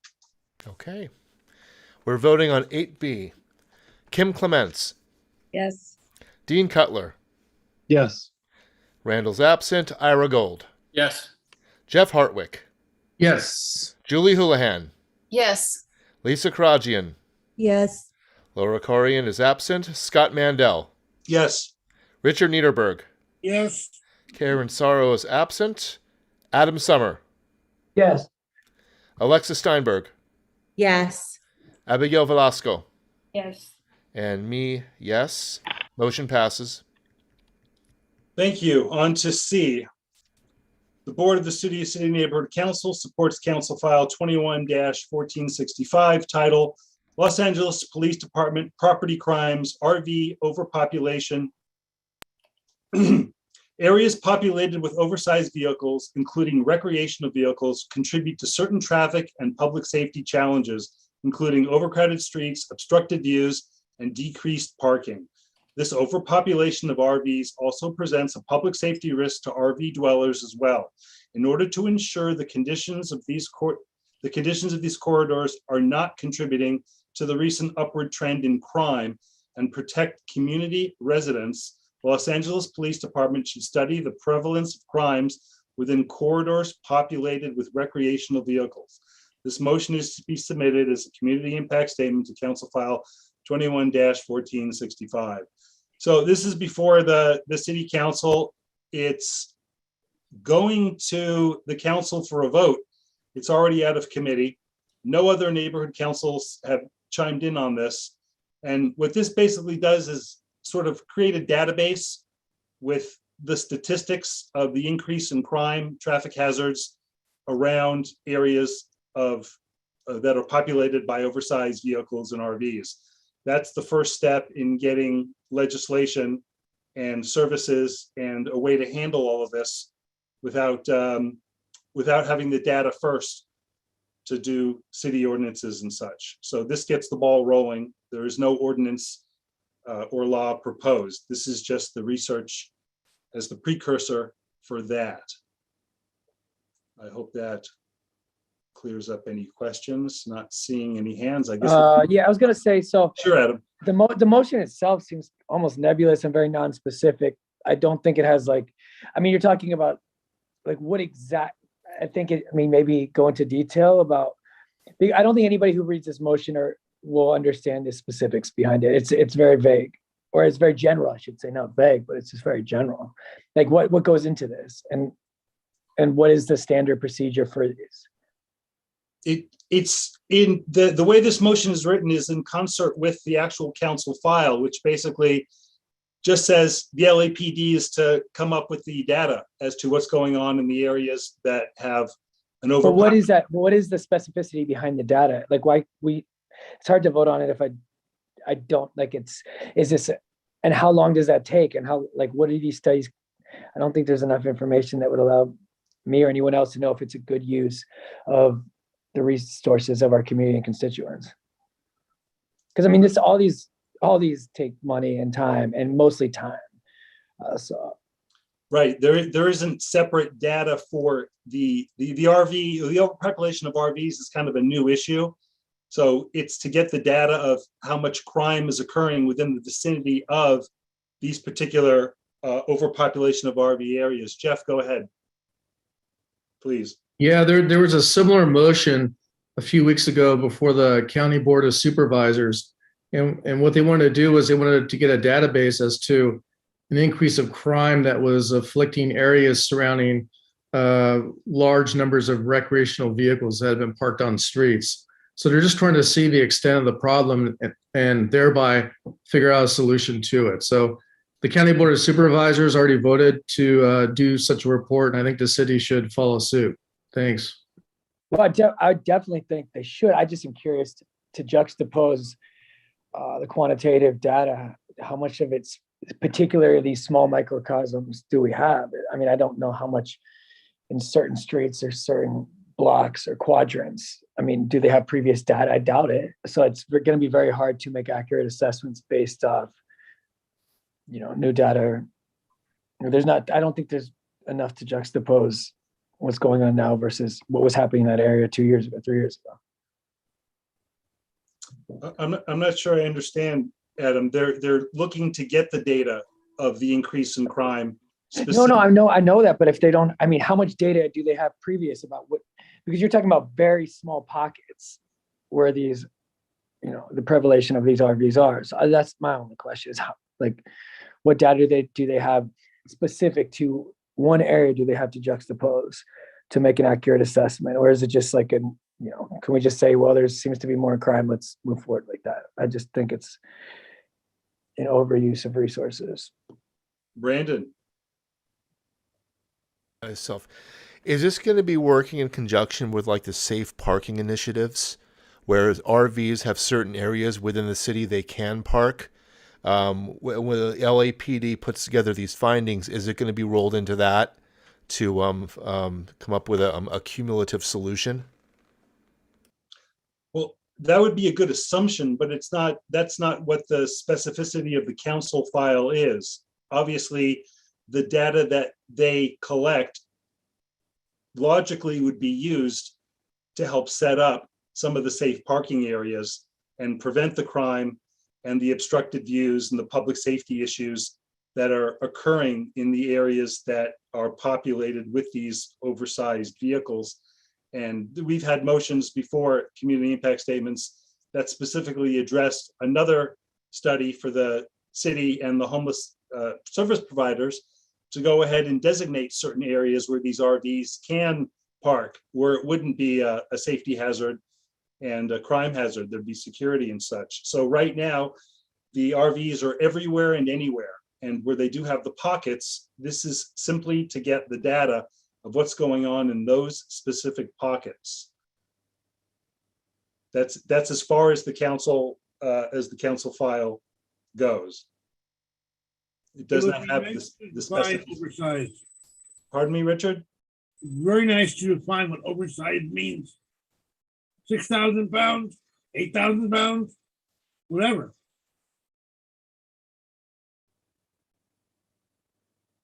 Okay. That's not in the council file. So, I mean, if you think they should start the study with the specificity of the weight of the oversized vehicles, that's a whole other issue. I'm just saying that just giving the police the discretion in the street could lead to some complaints about unfairness. That's all. Sure. Well, we're not writing the legislation. We're just supporting a council file.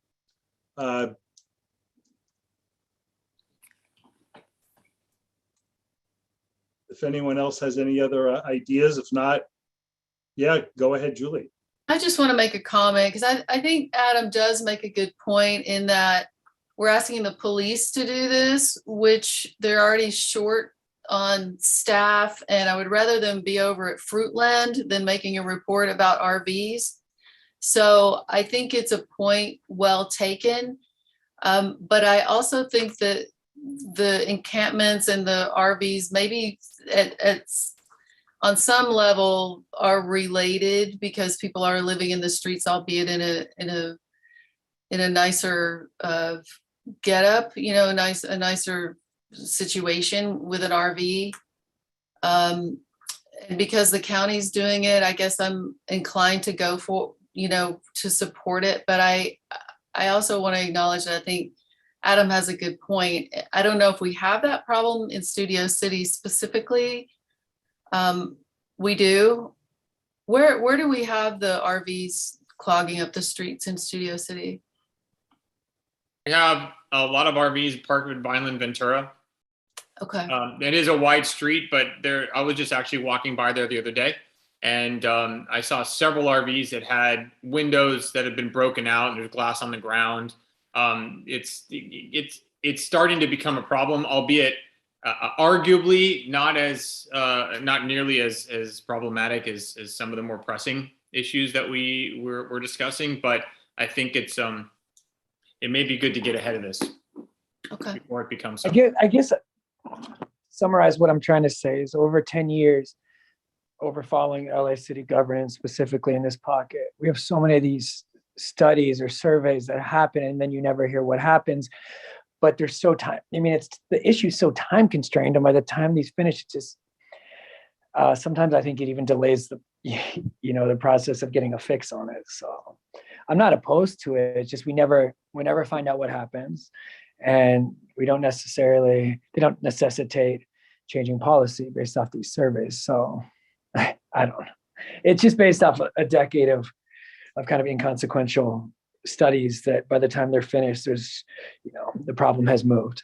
I mean, over and over and over again. So, so I think it's a waste of resources at some point because, like, these individuals should be doing something else if it's these studies will be of no consequence. Right. That would be great if by the time they come up with the data, we don't have RVs and oversized vehicles parked on our streets. No, but they move. I mean, they're constantly moving. That's the nature of this transitory segment of the population. I think it's what makes it so tough is it's migratory. But I mean, if you think it's going to stay in the same neighborhoods, and we can look at data that we have from 5 years ago versus now, I think it's a waste of resources personally. I mean, it's easy to support it, but then when you look at how limited we are and how I do. Jeff, and then Kim, and then Richard. Yeah, two things. The LAPD has data processors. They're the ones who do the numbers crunching for their crime mapping. So it's not like officers are taken off the street to do this. Secondly, I did actually review the county survey. I think it was in 2019, and it was quite comprehensive. And it allows the law enforcement to target certain areas that are really dens of crime. And I think the county supervisor who brought this motion up a few weeks ago mentioned that in some areas around these RV encampments, the crime's up like 67%. So I think it enables the police to figure out where the problem is and then to allocate sufficient resources to deal with that problem. So I don't think it's a big deal to do the report, and I think it would only help the police better do their job. Thank you. And then Kim, and then Richard. I was just going to try to clarify for Adam. I think Jeff did a great job. Thanks. Richard? When it comes to doing LAPD, wouldn't parking enforcement be better? They're much, much, much cheaper to use non-sworn officers to do this job, and they're going around the city anyway, dealing with parking and accidents, all that kind of stuff. It's just less expensive. As I understand this, the LAPD officers aren't going to be visiting the RV camps to study the crime. This is all crime data based on all the metrics of the 911 calls and the police investigations.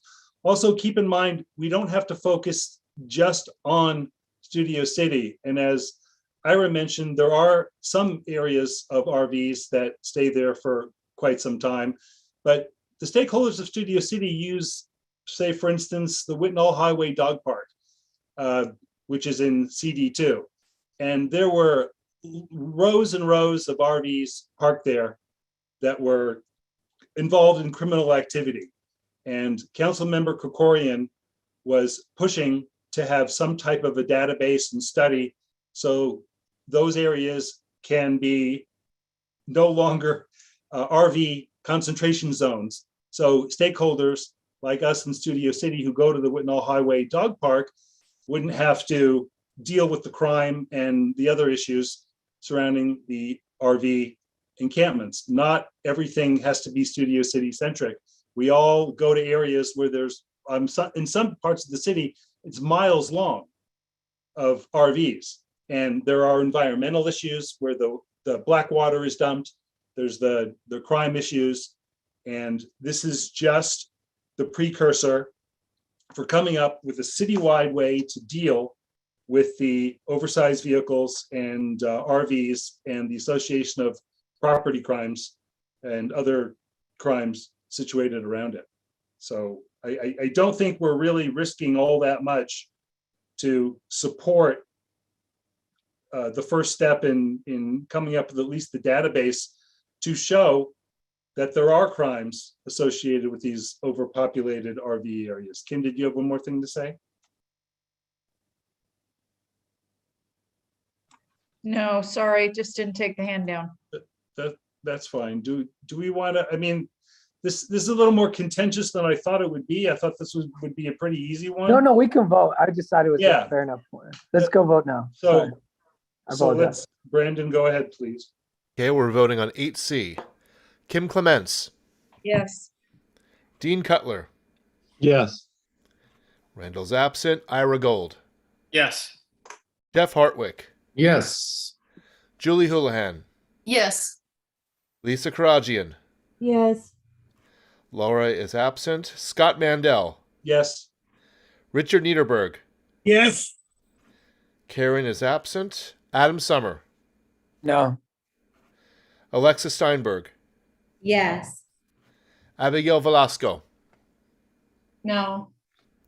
and Brandon Moreno, yes. Motion passes. Great. Next up, D, the Board of the Studio City Neighborhood Council supports Council File 22-0002 S5 title AB 1603 Solace Property Value Grand Theft Threshold Decrease Prop 47. In 2004, California voters passed the Safe Neighborhoods and School Act, Prop 47. We agree with Assembly Member Rudy Salas, D. Bakersfield, author of Assembly Bill 1603, which would lower the felony misdemeanor threshold of Prop 47 from $950 to $400. If passed, AB 1603 would bring that question to the California voters in the form of a ballot measure. Council File 22-0002-S5 shows support of AB 1603 by the city. We urge the city council to pass and our mayor to sign council file that I just mentioned. This motion is also be submitted as a community impact statement to that same council file. So the short version is this is going through the California State Assembly. Again, the city cannot support or oppose legislation for the state unless the city council passes and the mayor signs. This is already in the works. It's in committee right now at the city council to be part of legislative either support or oppose this. We all know about Prop 47, Safe Neighborhoods and School Act. That's kind of a very interesting name. And we all know about the threshold of felony to misdemeanor was raised from 400 to 950. This will bring it back down to 400. And if you need any more explanation, fine, but let's go around and let some of the board members speak to this. If anyone has a question or a problem.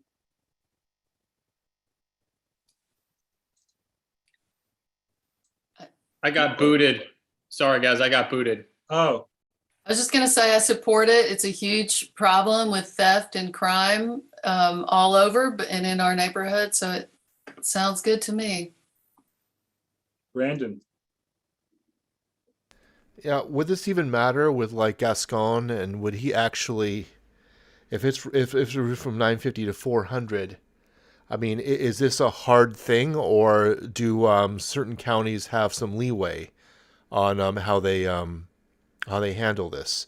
Like, for instance, if someone steals, so say $401, I mean, considering how LA County is handling things, I don't know, but would this be a firm law that everybody would have to follow? I don't know. Like right now, it's $950. So if you steal $951, you're sort of at that same $1 threshold. But remember, Prop 47 was an initiative. It was passed by the voters. So there's very little the state legislature can do to tweak that because it was a ballot, it was a voter initiative. So to even get this question addressed, it has to go before the California voters. It can't be tweaked. So this is to get the ball rolling to see if California wants to lower the threshold. So this has a long way to go before it even becomes law. It has to be on the ballot, and then we all get to vote for it. And we're looking to have the city and the mayor weigh in as to their support. As far as Gascon's support, well, he was, I believe, one of the co-authors of 47, so he probably wouldn't support it. And with his prosecutorial discretion, he's really not focusing on too many crimes like this anyway. But I think it would be a good idea to put it before the voters. Richard?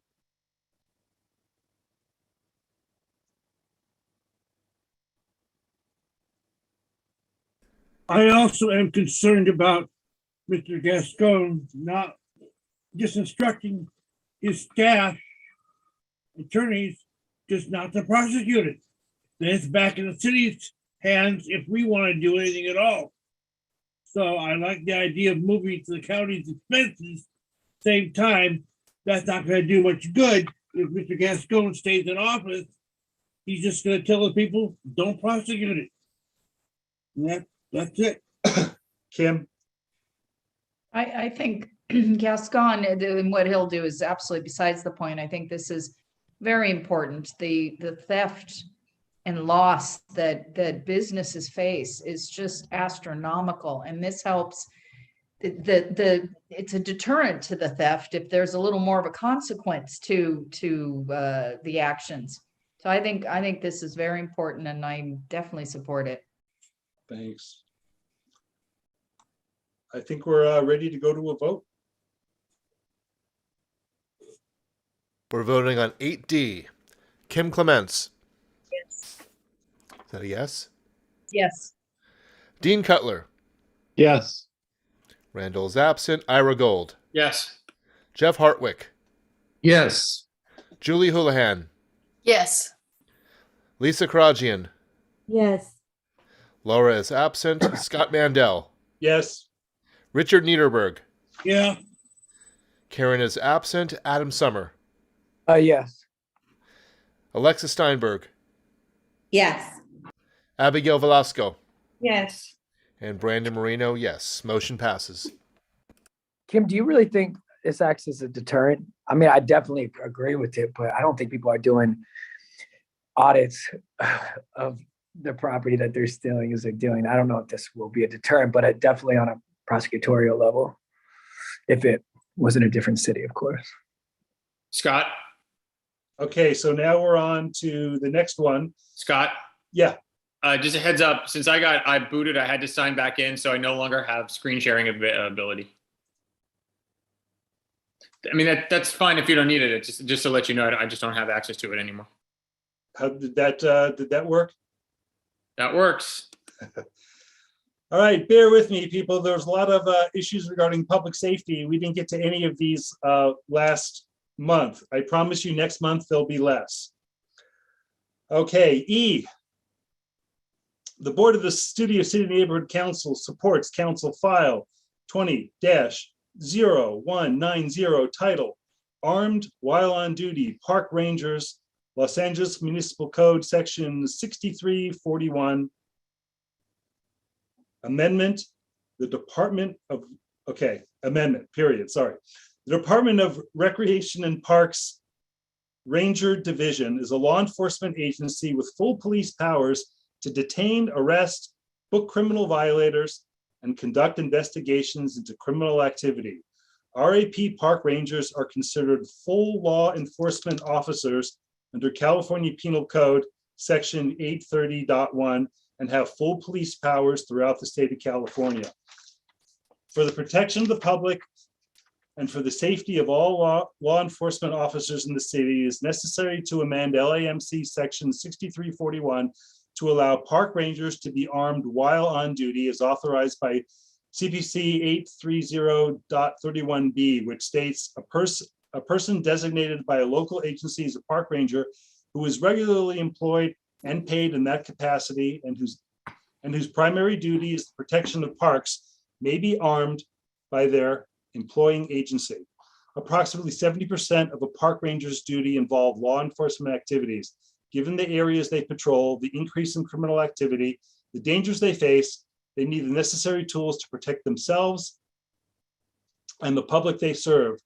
For that reason, the Mountain Recreation and Conservation Authority officers are armed, and so should RAP rangers.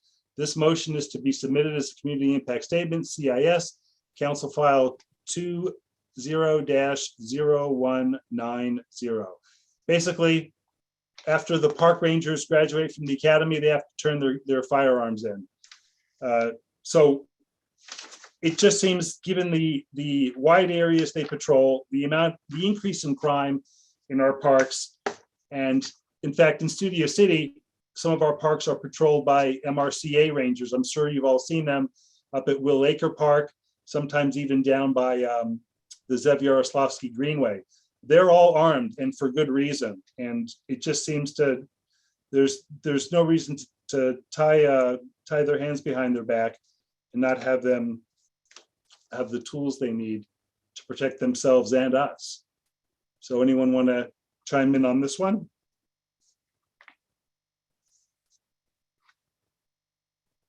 Richard, then Brandon. Just a minute thing, our animal control people are armed because they're not exempted from it all. So because I went through the training, and yeah, there's gun training and certification under 830 when it comes to animal control. So it should be for the rangers also, my view. Thank you. Good point. Brandon. Yeah, in terms of this, I think I mentioned it at your public safety meeting regarding 6345, which is no loitering between 10:30 p.m. and 5 a.m. Suppose the park rangers are armed and they come across a homeless individual loitering in the park somewhere around midnight, and he or she or they act a certain way. Would these park rangers be properly trained to handle a situation like that now that they're armed? I don't know about LAPD procedures. I'm sure they're trained to handle certain situations. Would the park rangers receive the same exact training as every LAPD officer in terms of how to deal with a situation like that? Because the fear is that they're not going to be properly trained and somebody's going to get hurt. Well, they're not LAPD. So they go through different training, but they are trained in all of the aspects of law enforcement. They're full law enforcement officers. So, I mean, an LAPD officer can misbehave as well in a park. Abigail, go ahead. I would assume they will be properly trained, but it will be important to check. There are some security guards that do carry a gun. The jewelry stores are not LAPD officers, but they do carry a gun, and there are other security officers that do carry a gun. That's all. That's all my 25. Thanks. And Ira.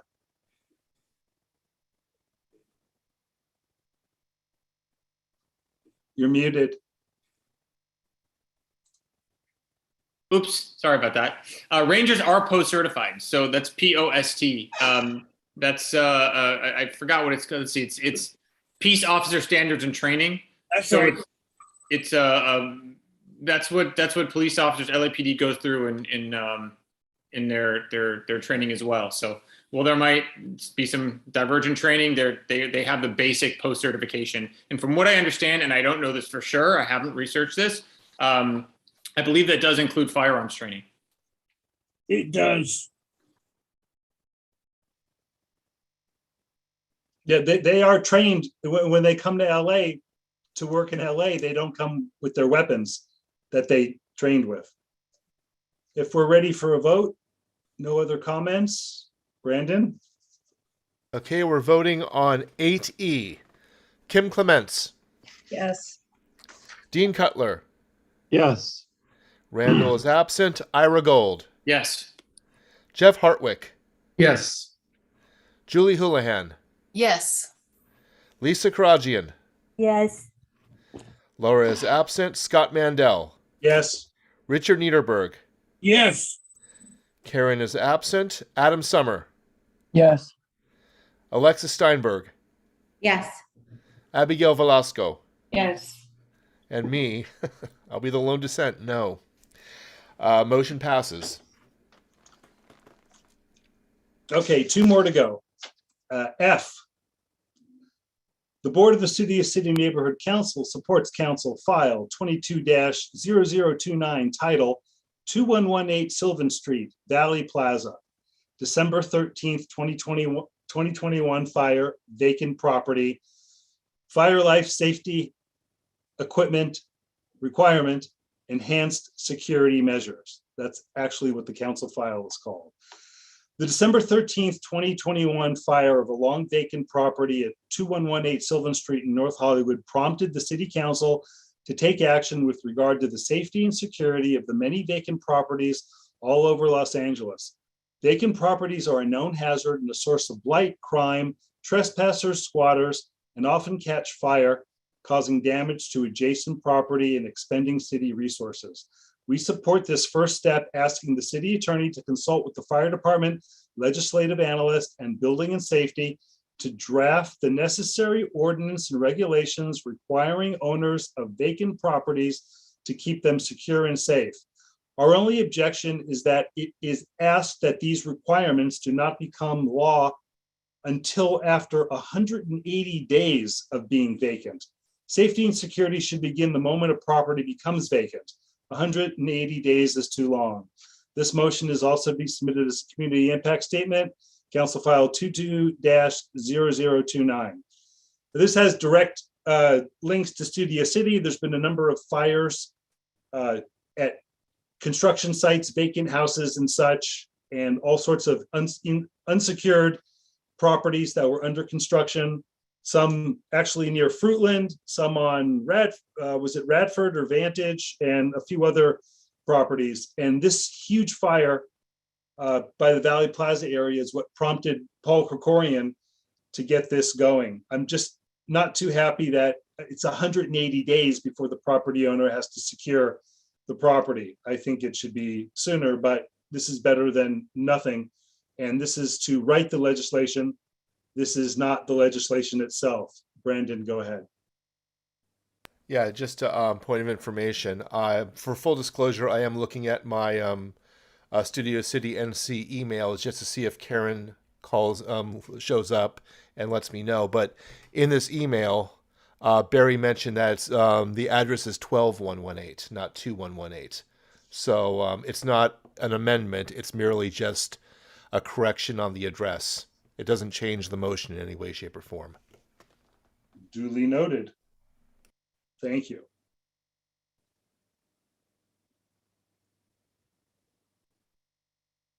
Anybody else? Let's vote. Okay, we're voting on 8F. Kim Clements. Yes. Dean Cutler. Yes. Randall is absent. Ira Gold. Yes. Jeff Hartwick. Yes. Julie Houlihan. Yes. Lisa Karagian. Yes. Laura is absent. Scott Mandel. Yes. Richard Niederberg. Yes. Karen is absent. Adam Summer. Yes. Alexa Steinberg. Yes. Abigail Velasco. Yes. And Brandon Moreno, yes. Motion passes. And last, but certainly not least, bear with me. This is a real tongue twister. The board of the Studio City Neighborhood Council opposes Council File 22-0130 title Gun Violence, Economic Toll, Gun Owner Liability Insurance, City of San Jose.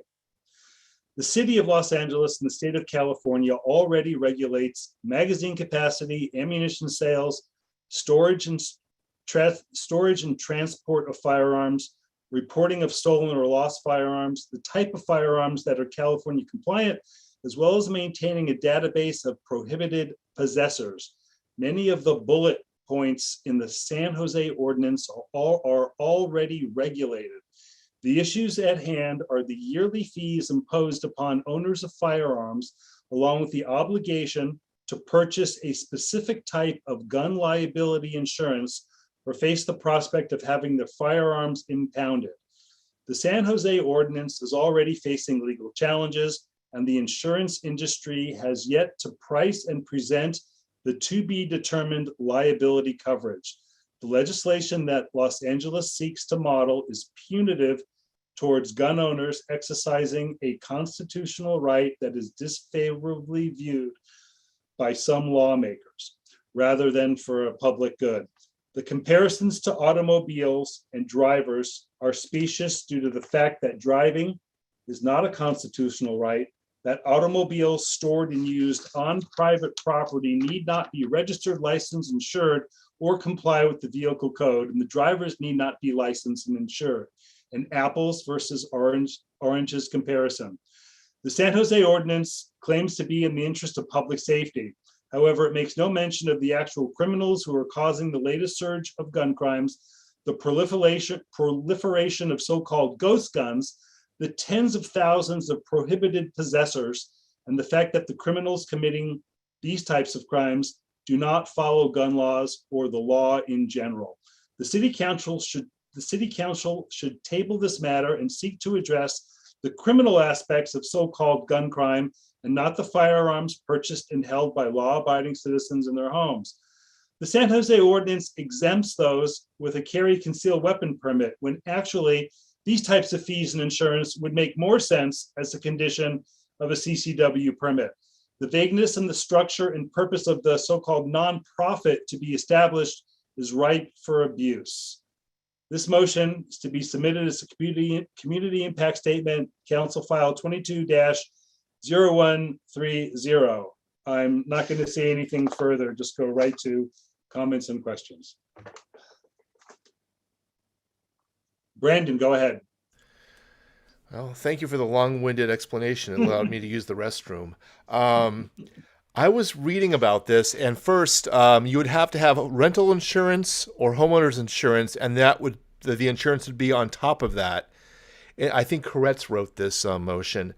Also, it doesn't explain exactly where these fees would be going to. It says it'll be used for anti-gun programs or something of the such, but it just sounds like typical city of Los Angeles. Let's collect money, but let's not tell you exactly where the money's going to. I'm 100% against this. It's ridiculous. It's probably going to be challenged in court and overturned if it does pass. And we don't know where the money is going to. It's going to disappear. And I hate to sound like that, but you've seen this time and time again where they don't tell you precisely where these funds are going and they just vaporize. So I'm against this 100%. No other hands. Vote. Okay. We are voting on 8G. Kim Clements. I just want to clarify that a yes supports the opposition. Yes, my mistake. Yes, the yes vote is in support of opposing.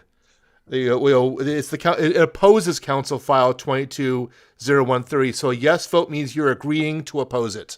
You're in agreement to oppose it. So yes. My apologies. Okay. And yes. Okay. Thank you for that. You. Dean Cutler. Yes. Randall is absent. Ira Gold. Yes. Jeff Hartwick. Yes. Julie Houlihan. Yes. Lisa Karajian. Yes to oppose.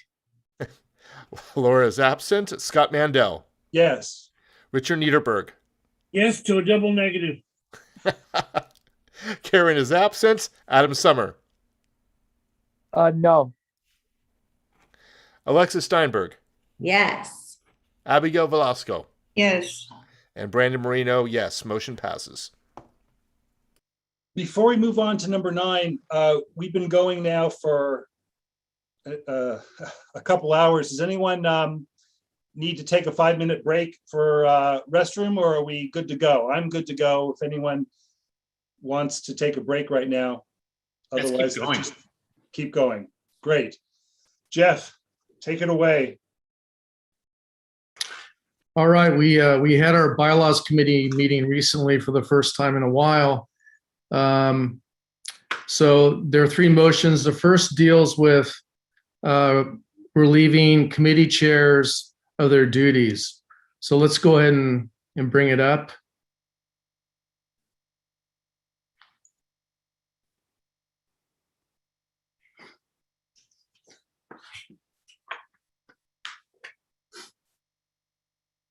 Sorry, guys. Here we go. Perfect. So the board of the Studio City Neighborhood Council approves amending Article 3, committees and their duties, Section 1, standing committees, paragraph J6,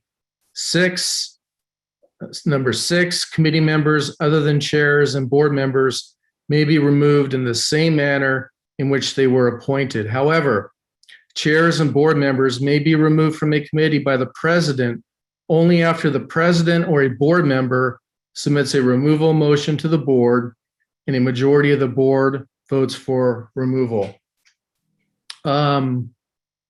So what this basically does is it prevents the president from, take me as an example, you know, if Randy were to say, Jeff, you're fired tomorrow. Okay.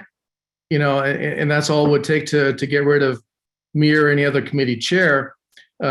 What I think there should be some kind of check and balance in removing someone who's already been appointed, if you're a chair or if you're a board member to a committee as well. So that's what this would do. It would just, the president can do that. He would just refer to the board, and if the majority says that's fine, then that's fine. So that was my thought anyway. So I guess, do I get a second here? Do I need a second? I second it. No, if it was seconded at a committee level, it does not need a second. Right. Got it. Okay. And other than that, board comment. Brandon has a hand up. Go ahead, You're Brandon. muted. Advise and consent. Yeah, the question is, when pertaining to adjusting our bylaws and operating procedures, do we have to wait until the next cycle, which would be June to June between elections? Would these changes be instantaneous once we vote on it, or would we have to wait until June? I don't know the exact answer to that. I know if it's a bylaw change, which is 9C, then it has to be, you have to apply after the board votes in favor of it to done, and you have to get done approval. So there's that process as well. With operating procedures, I think it's pretty much immediate. I know that if it's within, I think, 60 days of an election, you can't really amend the bylaws, which kind of makes sense because you want to change the rules of the game right before an election. But, you know, we have over a year before the next election. So I don't think that's a factor here. You are correct, Jeff. On all. That's correct. Kim? Go ahead, Kim. Thanks. I understand. I mean, I like this rewording. I'm just curious about the committee members. Aren't committee members just sort of volunteers? It's like whoever wants to take part can. So is it a chair that would remove? Is the chair of a committee have authority to remove the committee member? And if so, I almost think that it should be maybe a majority of that committee to remove someone. If a chair and one committee member has an issue, somebody may be removed who shouldn't be. Right now, the way it stands, a committee chair can appoint a member of a committee, so can the president. So those are the two avenues to become a committee member.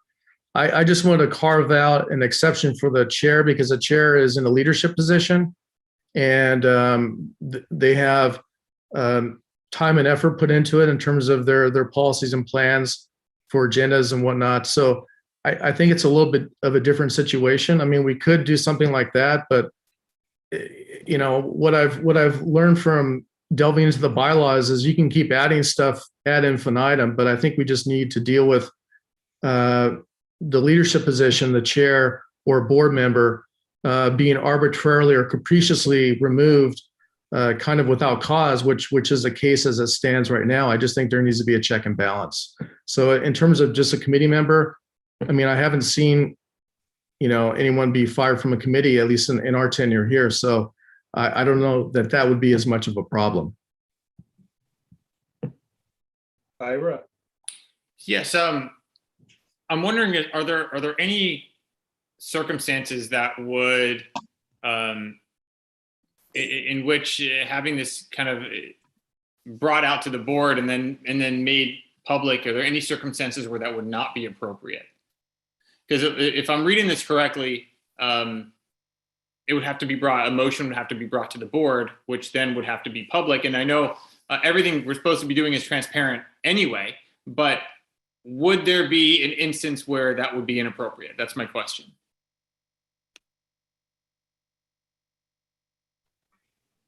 I don't know. I don't know the answer to that.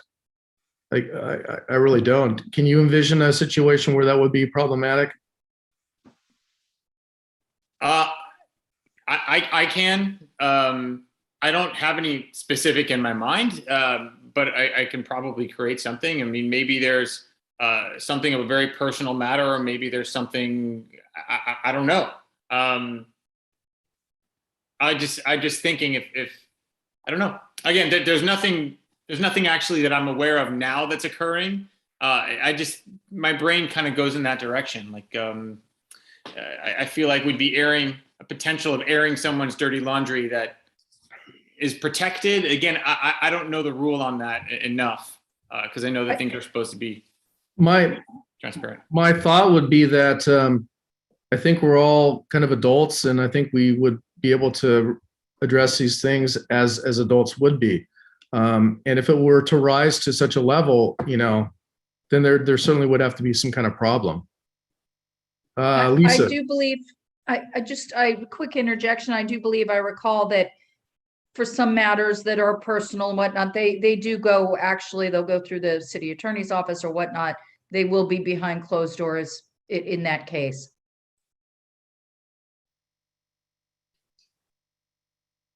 Hi, Lisa here.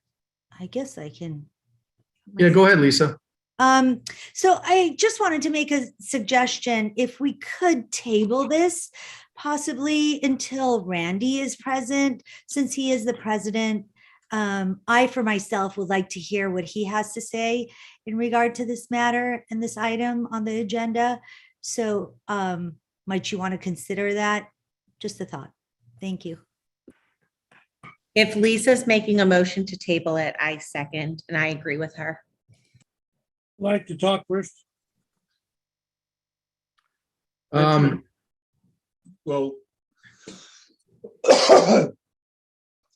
go ahead, Scott. I was going to say, if that's going to be a motion that we're going to vote on, then we should vote on that next. Or we continue and then we vote on your motion and don't. I'm willing to table it. That's fine. But I don't want to table the next two motions because Randy's not here as well. I think we do need to get some business done. Okay. Richard has something to say, I think. Go ahead, Richard. One thing is the city attorney's office said specifically that neighborhood councils don't deal with personnel matters. That's why the exception that everybody else has allowed to go into private sections dealing with contractors or personnel matters does not apply to us in any way. So you can call it what you want, but if it's a personnel matter, we can't go secret. Okay, point of order really quick. Lisa made a motion to table, Alexis second, so we must vote on that. I don't know if Jeff can just go ahead and say table it, because this motion is to the board right now. It's our motion now. So we're going to have to vote on whether or not we're going to table this motion. And if it passes, we will table it to the next meeting.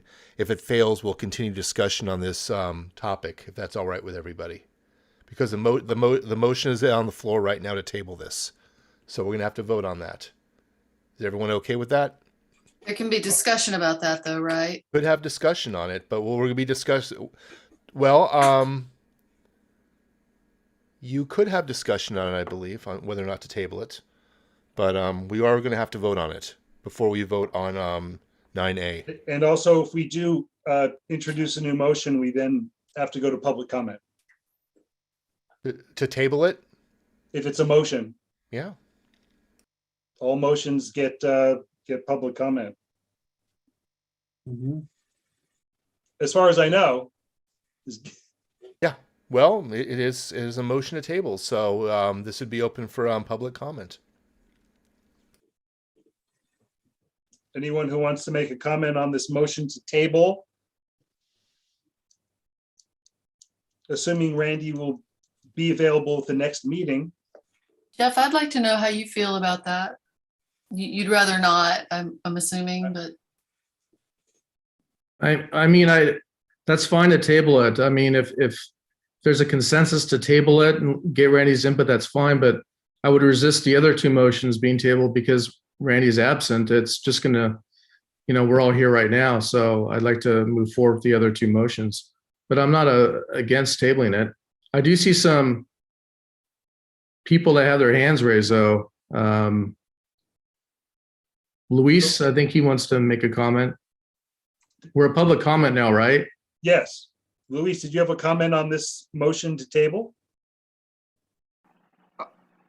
The comment would be not to table, and from a perspective of being a committee chair, is I can't speak to personnel issues and personal issues. I can just speak to being 6-7 months into a 2-year term. And those of you who get my field reports know the nature of how I work, and my term is a drive. And I'm always very grateful that Randy chose me to take this position and to do this, but I would feel more comfortable as things are progressing and momentum is occurring. And those of you who are on my reports, can see that happening. You may not agree with that, but I see that happening. So I would feel much better as things, for lack of a better phrase, start rocking and rolling, to be at the decision-making of a board than a decision-making of a single person. If I start to basically rattle the cages that are going to get some progressive change done here in Studio City. That would be my vantage point. That's not directed at Randy. He's been nothing but cooperative in every venture that I've been involved in and encouraging. But I'm saying from my vantage point, that's why I think this is a good motion. I mean, I think it's an important motion after Andrew Silver too, because that became such a debacle with no clarity. Let's do the public comment first, and then we'll go back to the board. Oh, I'm sorry. No, I'm good. That was awesome. Is that Barry? 018, go ahead. Yes, I agree with Jeff, Lisa, and Alexa to table. I think it's fair to have Randy's input on this, and I also agree with Jeff. I don't think the other two motions, you don't need to wait. Chairs are not 2-year terms. They are, every year we elect a new president. So if Randy is not re-elected in June, if there's a new president, they could choose somebody else for a committee chair, or even if he is re-elected, he could choose a different committee chair for any given chairmanship. So I just want to point out that chairs are not in chairs for 2 years. It's only 1 year at a time. Thanks.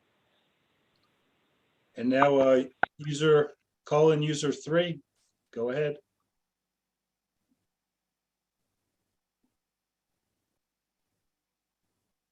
Hi, it's Ruth, your ruthless neighbor.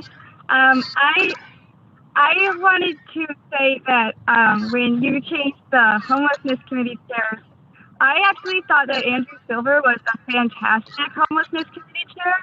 And I actually became involved with Studio City Neighborhood Council when it became clear to me that changed that explanation, because I was reading the minutes. And I know that he opposed LAMC 4118, which I thought was fabulous. And I think that he gave a really amazing presentation about it. And I don't know what effect it has when a committee is named after an affected population, what input that any people from the affected population have, but I think that it should actually have some weight. I think it's despicable that you aren't taking public comment on the other items. I don't know if you're doing that because you think that those have been heard before, and if so, I would like to know what became of them and why they didn't move forward before. Thank you. That being it for our public comment, I would just like to make one comment. I actually agree with much of what Luis said, and I don't think we really need to wait for one more board member, even though it is the president. Randy is not going to be the president forever. He's not here now. and we have elections for the officers coming up in just a couple months. And I agree with this to the point where it shouldn't be up to the president. And I think tabling it to get the president's comments is running counter to the whole point of why we have this motion in the first place. It's to take away power of the office of the president, not the power of Randy. So when the new president is seated, or if Randy were to leave or whatever, we can't just clean house for no reason whatsoever. And I think there's nothing wrong with going before the board. The only thing that someone could say against this is, I want the power. I don't want the board to have a say-so on this. I disagree with that. I don't think it should be the power of the president to be able to do that, no matter who the president is. And I think we should go forward on this tonight. That's my view. Excuse me. My view is we should have the whole idea of advisor consent works in other committees, other governments. I think we should have that thing which have the board votes on expulsions. Thank you.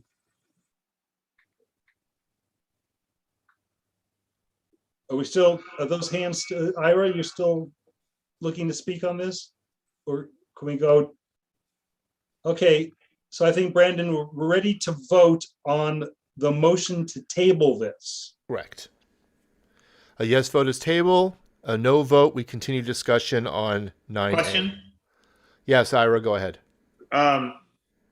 This would actually affect my vote. So question, there was mention in an email that we're going to go until 10:30, and then there will likely be a meeting in a week or two. Next Wednesday, yes. So if is that the case, yay or nay? That is the case. And at 10:30, I'm to make a motion, pursuant with Randy, basically, to have this reset next Wednesday at 7:30 p.m. I don't know why, but he said 7:30, and I had to make the motion, but not before 10:30. Question answered. Thank you.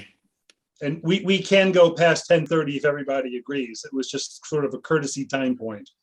So Kim, you had a question? You just no. Okay. So are we going to a vote on the tabling of motion 9A? A yes vote, we table it till I would think next week, or I don't know if would it be put on the agenda next week, Scott? It should be. Okay.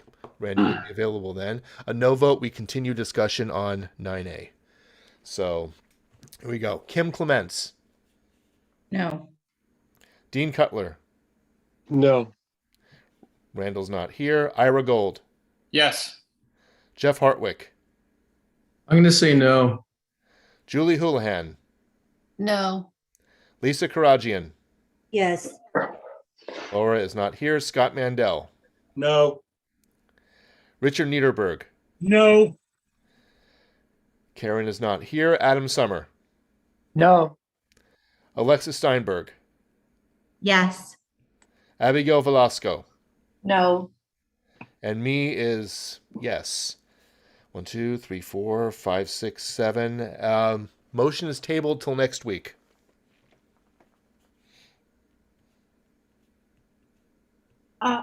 Eight. I thought it was the No, other it's way around. It's the opposite. Oh no, I'm sorry. My mistake. My mistake. We continue discussion on this. So yes, the motion fails. We continue discussion on 9A.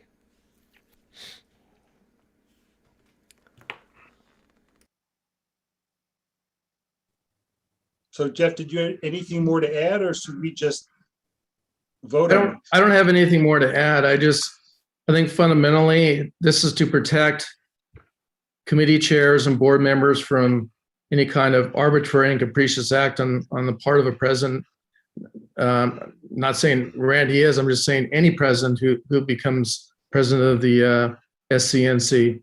And I just think it's fair, and it's a check and balance on power, which is always a good thing, especially in our democracy. So that's all I'll say on it further. Thanks. Okay, I think we can vote, Brandon. Okay, now we're voting on 9A. Kim Clements, Yes. Dean Cutler, Yes. Randall is absent, Ira Gold, Abstain. Jeff Hartwick, Yes. Julie Houlihan, Yes. Lisa Karajian, No. Laura is absent, Scott Mandel, Yes. Richard Niederberg, Yes. Karen is absent, Adam Summer, Yes. Alexis Steinberg, No. Abigail Velasco, Abstain. and I will say yes. So motion carries. Thank you. On to the next.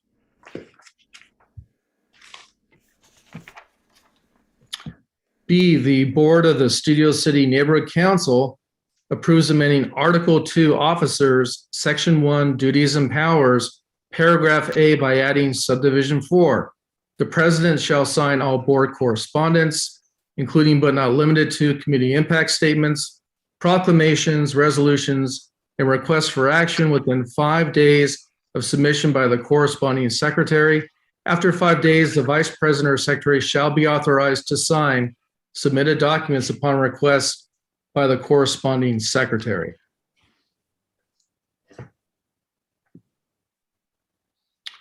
So the reason why I propose this particular addition to the operating procedures is so the president doesn't, in essence, have a pocket veto. So if the board passes something, the corresponding secretary submits the community impact statement, let's say, to the president, and the president could sit on the letter for months.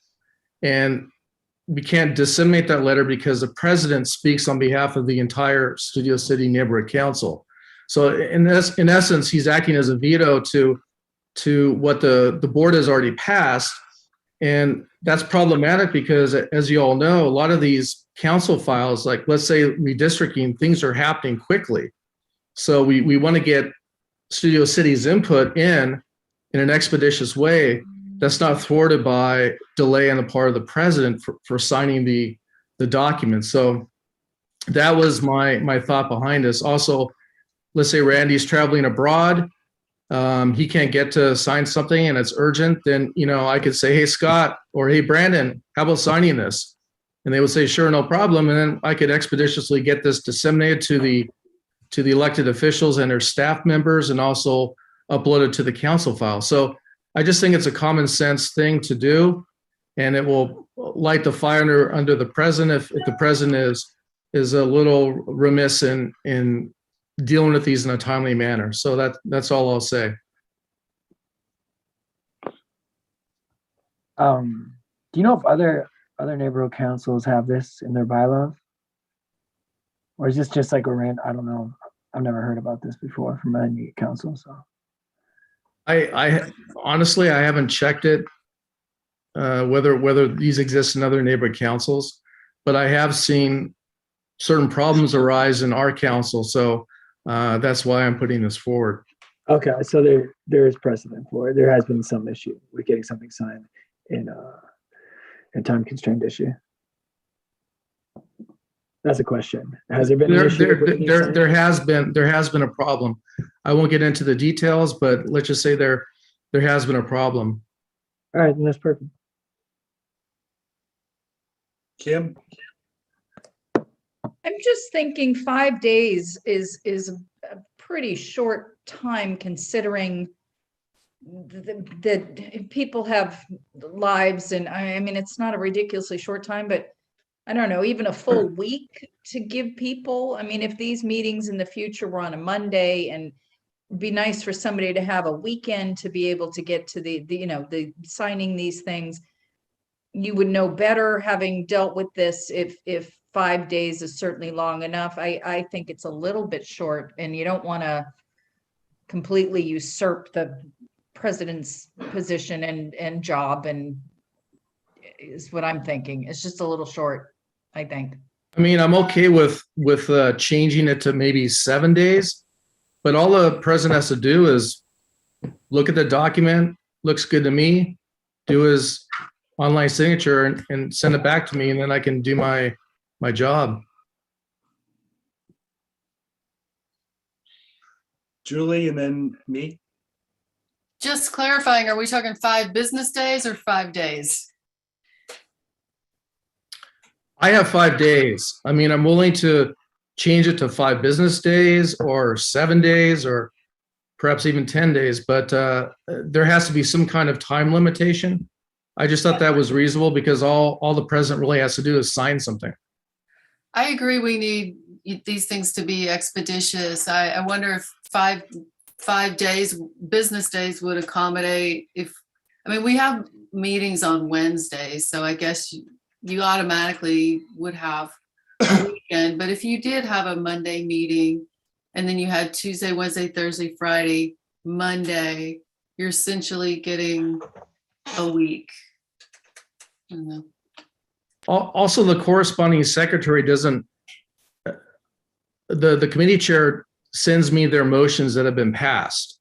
And I take that language and then I draft the document itself. So I have to wait on committee chairs to get that information to me. So really it's kind of spread out because, some committee chairs will take a week after the meeting. Some will take 2 weeks. Some will take longer. Some will take a few days. So it's not like the president's hammered with all these things to sign all at once. It trickles in. So my 2 cents, we're not really taking away the president's power.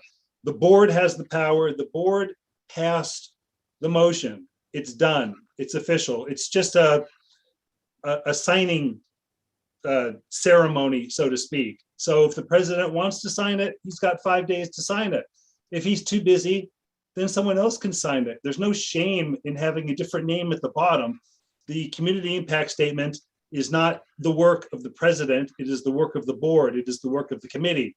And there's no reason in this modern age of signing a PDF, which is, I think, 2 mouse clicks, because I signed a few when Randy was out of town. And when the email came, I opened the PDF, I put my signature on it, saved it, and sent it right back to Jeff. I didn't have to wait, business days or whatever days. And if I was too busy, then somebody else has the power to do it. If I'm traveling, someone else can do it. Some of these community impact statements are time sensitive. Some of the ones we pass for me, Studio City Neighborhood Council is going to have the first community impact statement in there. And I know other neighborhood councils look at what neighborhood councils have in the council file, and it can help sway their opinion. And it's important to have this stuff done quickly. I don't think there's any shame in having someone else being able to sign it. It just makes us more efficient. Thanks. Richard, thoughts? I agree with Scott, and 2 examples are at the end of every meeting, when money's been expended, I get a copy of the sheet and I countersign it and get it back the same night if I possibly can, if not the next morning. It is possible to do, and that's talking about after we're looking at it, reading it, and seeing if it agrees with what they voted upon. Second issue, a little separate, is that at the VAC meetings every month, they're often the people are called upon to vote. And yes, the president represents the neighborhood council, but when it comes to the VAC meetings, you have to have somebody from every neighborhood council, or at least all 34, you can, vote on it. And if the only thing is, if the neighborhood council has not spoken, you don't vote. But if you have an idea of which way they're going, or based on other votes, then you can speak. This was a one he dealt with very recently about the animal shelters, and I had to vote on that because it doesn't really affect us, and nobody really cares what happens at West Valley animal shelters as much as what happens in the East Valley animal shelters. That's it. And then Abigail, and then Brandon.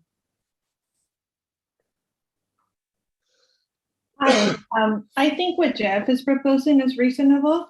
Just reflecting with my day job, if an administrator is not available, the world doesn't stop. There is always a second in command to keep business going as usual. Last, in the business world, when it's stated 5 days, 7 days, or 10 days, the rule of thumb is business days. That is because a document is not going to be processed on a Saturday night or Sunday night. That's all.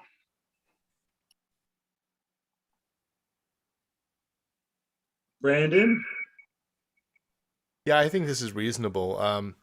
These motions are all passed by the board, and we know well in advance when the board meeting is. So if the president is traveling like he is today, he knows well in advance when the meeting is going to be. It's not going to sneak up on him or her for future reference.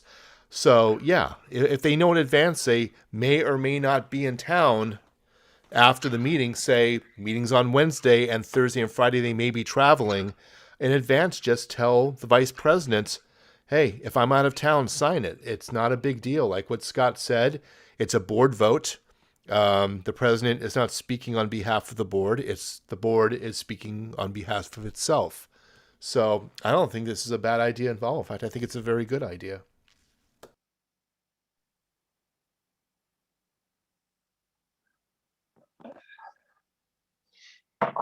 I think we can vote. Okay, we're voting on 9B. Kim Clements. Yes. Dean Cutler. Yes. Randall is absent. Ira Gold. Yes. Jeff Hartwick. Yes. Julie Houlihan. Yes. Lisa Karagian. Yes. Laura is absent. Scott Mandel. Yes. Richard Niederberg. Yes. Karen is absent. Adam Summer. Yes. Alexis Steinberg. Yes. Abigail Velasco. Yes. And Brandon Moreno, yes. Motion passes. Alrighty, so the last one, 9C. So this is an amendment to the bylaws. So this requires, I guess, 2/3 to pass. The board of the Studio City Neighborhood Council approves amending the bylaws by adding Section 12 to Article 5, Governing Board, as follows. Section 12, board members' duty to disclose conflict of interest. A board member shall disclose to the other board members any potential conflict of interest due to any financial or business interest that relates to a matter under consideration by the board or a committee. In addition, a board member shall disclose membership in a group or organization other than the stakeholder organization he or she represents that has an interest in a matter before the board or committee, or an interest in an individual or family capacity in a matter before the board or a committee. Any required disclosure shall be made immediately upon the board member's awareness that the board is considering or will consider a matter giving rise to a conflict of interest or appearance of a conflict of interest, and prior to the board taking any action on the issue. If a board member disclosing a potential conflict of interest does not recuse him or herself, any other board member may call for a vote by voting board members on whether the disclosing board member may vote on the issue. So right now, as it stands, there is no specific conflict of interest rule that governs our activities as board members. But it's across the entire city. State law. I mean, across all government. Well, let me finish. So there is Article 14, which is called compliance. And at the very end of it, it says, you have to comply with the Brown Act, this, that, and the other, and all conflict of interest and governing laws. But it's not very specific enough.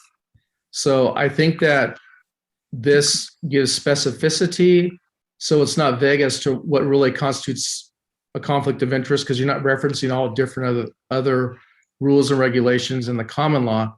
It's right there in our bylaws for all to see and all to know.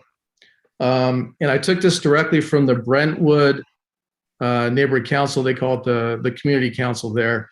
And it's already been vetted with Dunn because we have to have Dunn approve this as well. So it's already gone through the Dunn approval process, and it's part of their bylaws as well.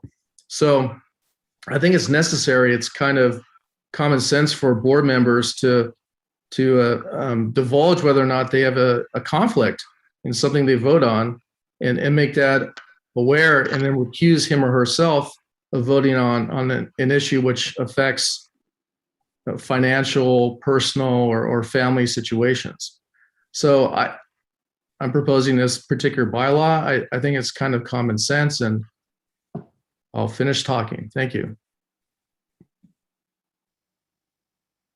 I mean, I just don't think it's necessary, considering that we had to take, the ethics course and there's Robert's rules, and it's just another iteration. But I don't think there's definitely a compliance issue across the board. I just don't think we need to add that on if it's already there. Brandon? Okay, yeah, we do have 1090 and 1091, which are state issues regarding conflict of interest and potential conflict, or eye test conflict of interest. A couple of things I would change in this. I would put the board member shall disclose to other board members any known potential conflict of interest, because there might be a conflict of interest that the board member is not aware of for whatever reason. For whatever reason they may not know. I remember Alexa recused herself on a vote before I became a board member regarding a pot dispensary, a marijuana dispensary, because that's her business. She knows that already, so she recused herself quite correctly. But if you're not aware of it, it's not obvious to you. Yeah, this motion is assuming that every board member will be very clear that there's a conflict of interest, that they may not be clear of it. And if it comes out later on that there was some conflict of interest, the board member may not be aware of it right away. Another thing, I know this sounds silly, but this is our time, does not recuse himself or herself. I would put themselves. No, not a joke. People are non-binary. They think of themselves as themselves, and that's fine. That's a personal choice, and I'm perfectly fine with that. But in the future, himself or herself, somebody may say, well, I'm not a himself or herself, I'm a they, so it doesn't apply to me. So I would put themselves down there near the bottom. That's all I have to say. My 2 cents worth is, as Jeff mentioned, this is verbatim done, approved. If we start changing the words around for perfection, we may be sorry we even submitted it to done. I think it's pretty clear. If it's 99% there, I think it would be best to leave it as done, approved, and see what happens. As far as other conflict, we did have a conflict of interest that came up that was discussed. We had done on the call, the city attorney got involved. It was kind of a cluster F, and it would have been so much more efficient if the board member disclosed their potential conflict, and then we simply voted on it if the board thought it was an issue. If the board member doesn't know about it or isn't so sure about it, then it may not even be a conflict to begin with. So I think we're good with this, unless someone wants to start amending it and throwing this at the mercy of done. Richard? Yeah, couple of years ago, I had to, recuse myself because of the fact that not that there was an actual conflict, but there was an apparent conflict. You got to really steer clear of anything that even looks bad. In this case, it was the Great Theater having a contract with the Nederlanders. And so rather than discuss the whole thing, I just recused and left the room, and it was never a problem. I think it's easier just to have any perceived conflict of interest can be just as bad as a real conflict of interest.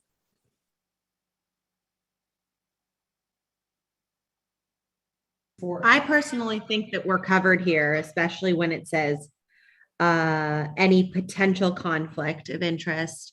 I think that from my standpoint fairly covers any conflict or potential conflict that the individual may have. I agree. I think the three lawyers agree.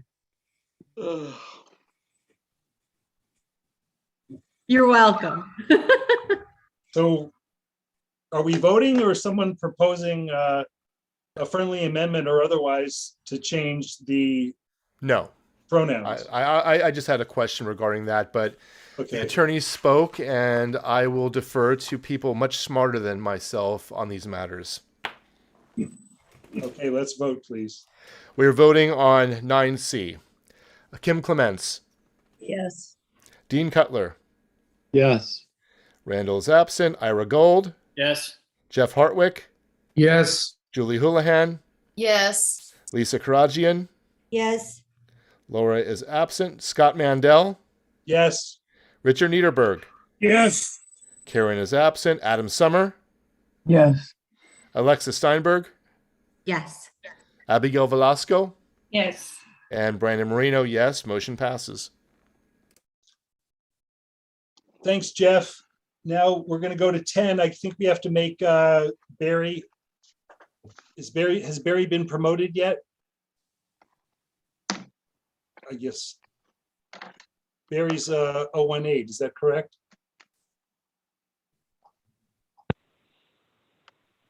Yes. There you are. The floor is yours, Barry. You can. Okay. Transportation Committee report. Before I get to the two motions, I just want to say this neighborhood council and the Transportation Committee for 7 or 8 years have been trying to reverse the arbitrary state formula that increased streets like Colfax and Whitsett to 40-mile speed limits from 35, two lanes in each direction, while Laurel Canyon with four lanes as opposed to the 2-laned Colfax and Whitsett stays at 35. So we finally, through our state assembly, the governor signed Assembly Bill 43 in October.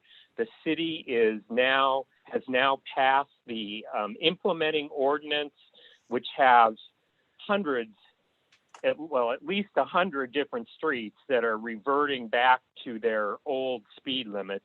And that includes our very own Colfax from Ventura to Moore Park and Whitsett from Ventura to the 101. So it took us 7 years, but it's nice that we, us and other neighborhood councils and other organizations around the state made this happen.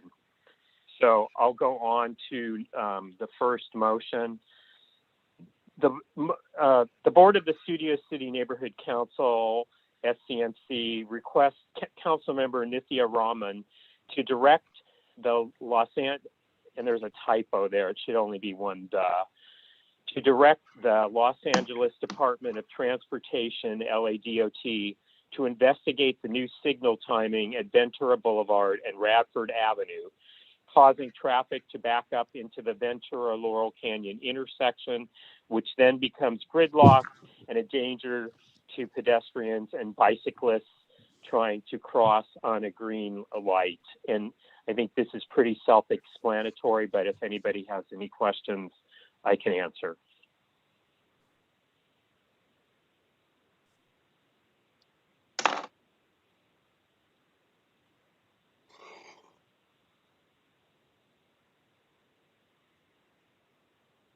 I guess no questions, Scott? I don't see anyone. I think you aced it. I think we're going to vote. Questions from anybody? Anyone who's driven down Ventura Boulevard I was over gonna here s- knows. I was just it's, gonna say, a mess. I'm that person, so thank you for the motion. Okay. So this is 10A. We're voting on 10A. Kim Clements. Yes. Dean Cutler. Yes. Randall is absent. Ira Gold. Yes. Jeff Hartwick. Yes. Julie Houlihan. Yes. Lisa Karagian.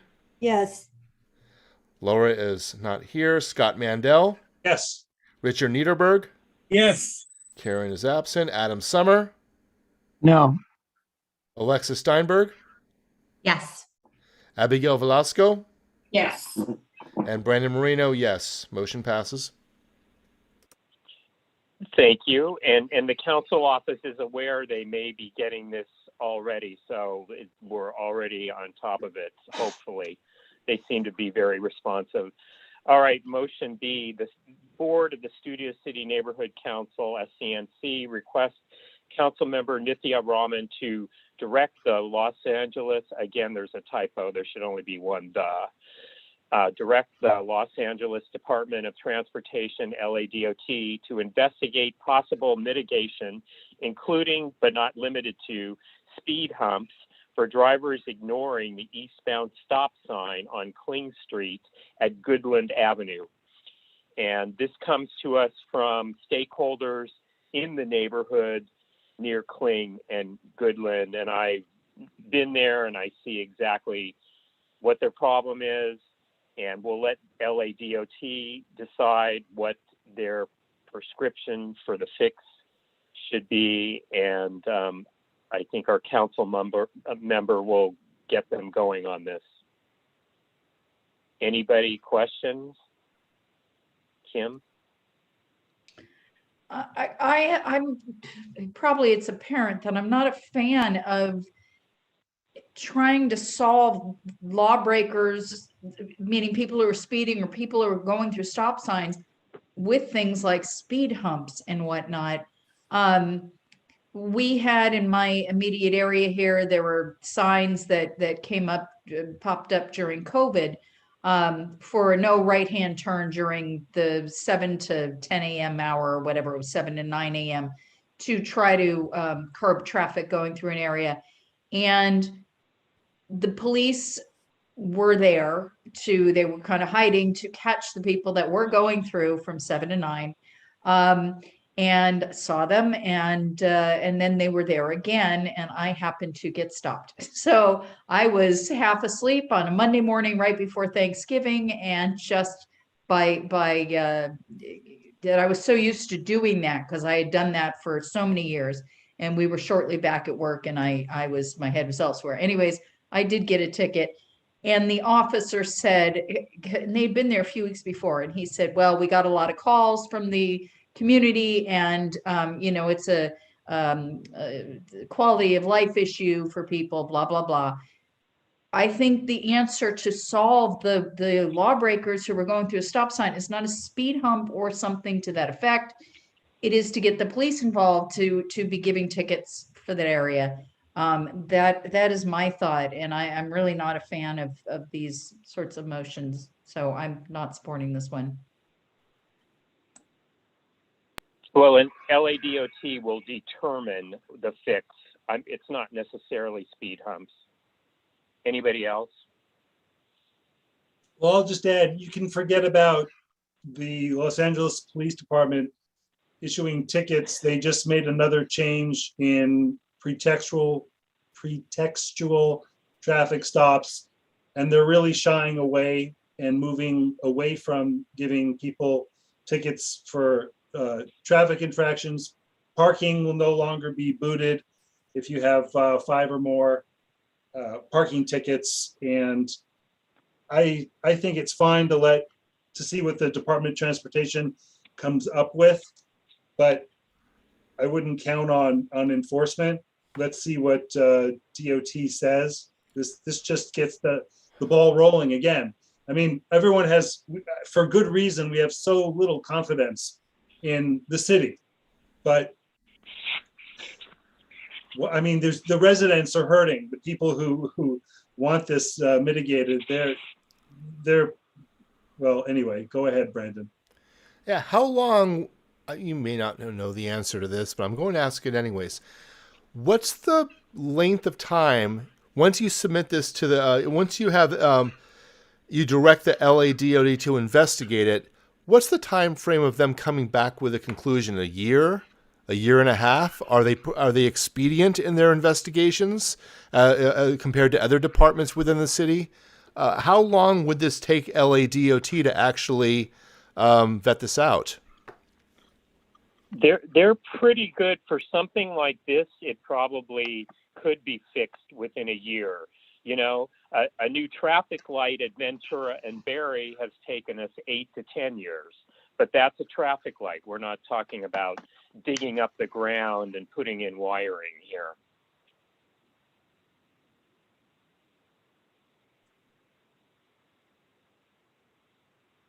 No. I'm sorry, I couldn't hear you for a second. Kim, did you have your hand still up? Did you have something more to add?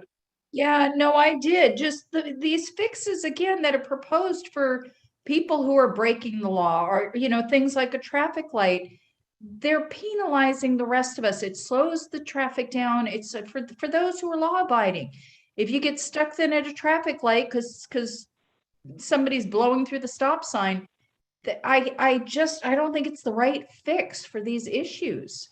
It really does penalize those that are abiding law, including the things like speed humps. Our roads are bumpy enough, and I go through speed humps every day up in the hills getting to work. It's annoying when it's. I just think these things are unnecessary. I think anything that LADOT is going to come up with is not going to be the right fix, because the problem is lawbreakers. And I just think that's a whole other issue. I don't think we're actually addressing the issue at hand. That's my feeling anyways. Thanks From for your listening. lips to God's ears, Kim, but it's not a perfect world we live in.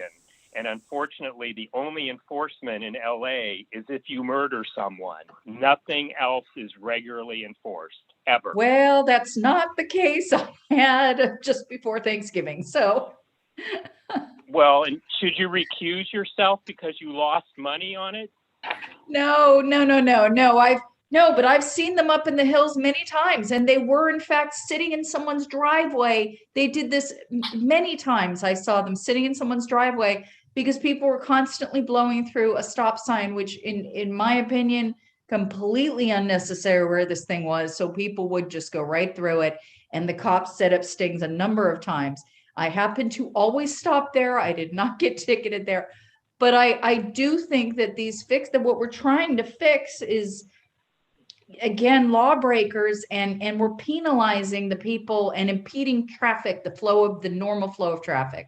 I really find that it's an impediment, or that it's an unnecessary stress on the people. As I said, speed humps I find stressful. The roads are bumpy enough, and they're not good for our cars. They're not good for bicyclists going over, little kids on their bikes.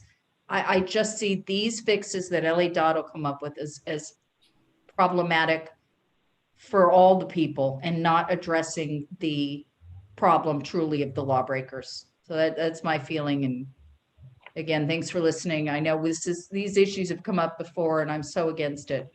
And I never do a great job explaining, but thanks. And then let's hear from Abigail and then Richard, and maybe we can then vote. Hi.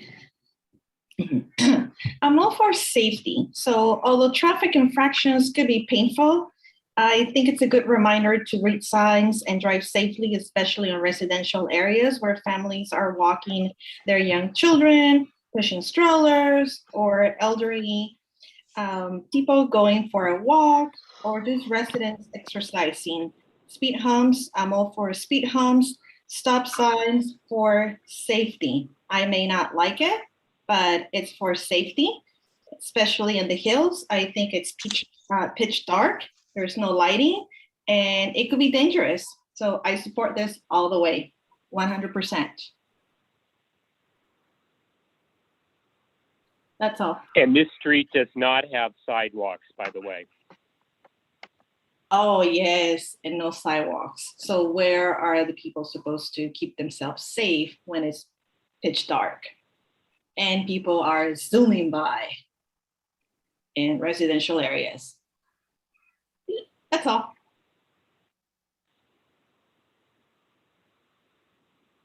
You're muted, Richard.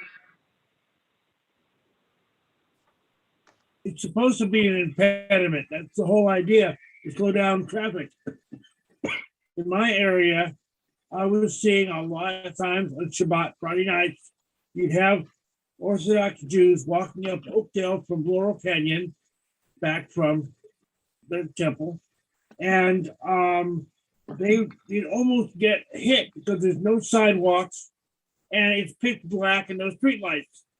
So finally, I talked to the friendly local motorcycle officer in the area, which I see both in the area, but also when I was a judge on the court, I'd see him in court also. And somehow the word got back to the LA Traffic Division in Van Nuys at the old Camaro plant, and they fixed the problem. They started enforcing it. I don't know how much overtime it cost to get somebody there on a Friday night, but they solved most of the problem. There's still people dressed all in black that almost get hit on a very regular basis. Again, this is in Oakdale at Laurel Canyon, which is next to Fryman. Thank you.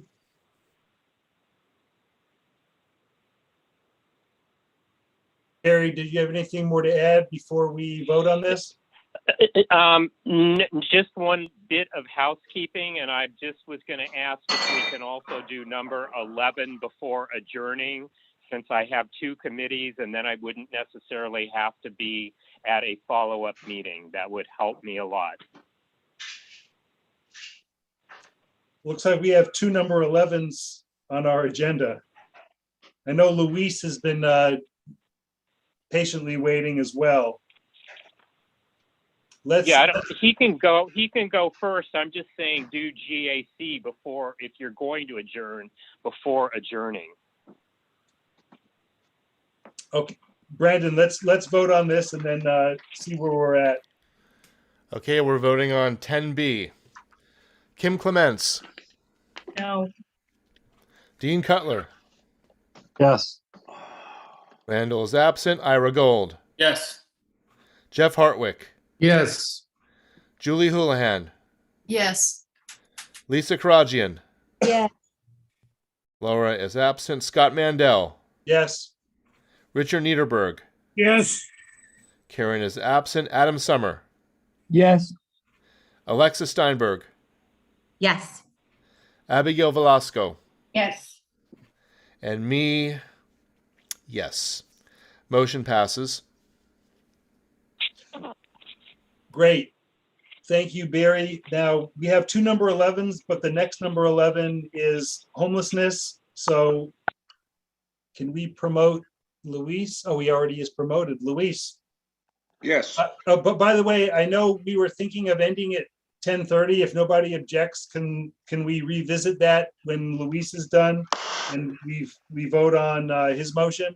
And then we can take that up to see if we can get Barry in before we call it a night. So Luis, please go ahead. Okay. Can you hear me? Yes. Okay. This is a motion that's already passed at city council level, but it was recommended that we get our community impact statement in, which I believe is a good idea. So basically, the board of the Studio City Neighborhood Council supports Council File 21-0002-S195. State funding, Los Angeles County. People experiencing homelessness, mental illness, subacute beds. I'll say that again, subacute beds, psychiatric care. Lanterman Petrus Short Act, staff shortage. 1 in 5 unhoused has a diagnosis of serious mental illness in Los Angeles County. There are only 1,700 subacute beds available for psychiatric care. Only 1/3 of those necessary for Los Angeles County. California has around a $31 billion budget surplus, and more funding should go to mental health. We support the council's resolution supporting legislation or administrative action for the state to allocate funding to allow Los Angeles County to meet the number of beds recommended by mental health experts, 50 per 100,000 residents. This motion is to be submitted as a community impact statement to Council File 00002-7195. My committee chair comment on this was, I have a case study that I spoke to the board about last month of an individual that has multiple assaults, sexual assaults, and was in the river wash. And there was some good progress where I actually have a Department of Mental Health outreach team actually doing outreach to this person. So that is great. But what happens is they get notified based off of their partners through the LA HOP process. And those partners, which I'll be looking into to see how that exactly works, have to let the Department of Mental Health know they have subacute conditions or symptoms that are beyond their control. So they have to bring in the Department of Mental Health to do that. So we've got to get more mental health beds out there, and then this person will qualify for that type of a bed. Meaning a person that generally is too mentally unstable for prison, too violent for the streets, and needs to be somewhere in between. That's what we're addressing here.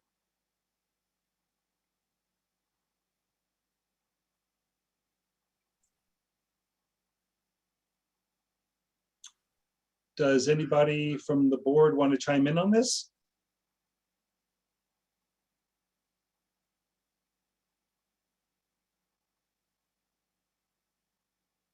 Luis, I'm not seeing anybody raising a hand, so, oh, Richard, there you go. Go ahead, Richard, you're muted.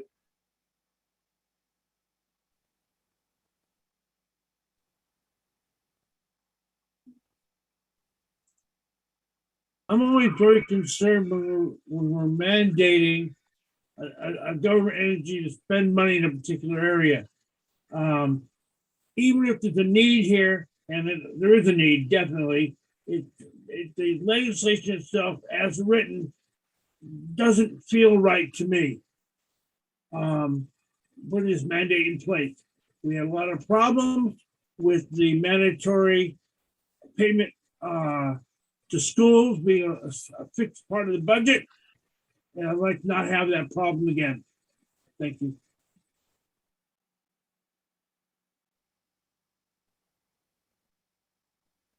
Jeff? Yeah, I mean, I like our budget surplus to go, part of it to go back to the taxpayers and whatnot, but I think we really need some of this money to go to the mentally ill, especially the unhoused who are on the streets and really are without help. And if there are no beds, acute care beds available in LA County, they're going to still be where they are. So I think we need to do this. The last I heard, I think LA County has only about 23 beds per 100,000. So we don't even have half of what we really need to have in order to help individuals who have mental issues. So it's kind of a no-brainer. This goes hand in hand with public safety and also with the homelessness issue. So we need to help these people, and using some of that surplus to help these people who are on the streets makes perfect sense. Thank you.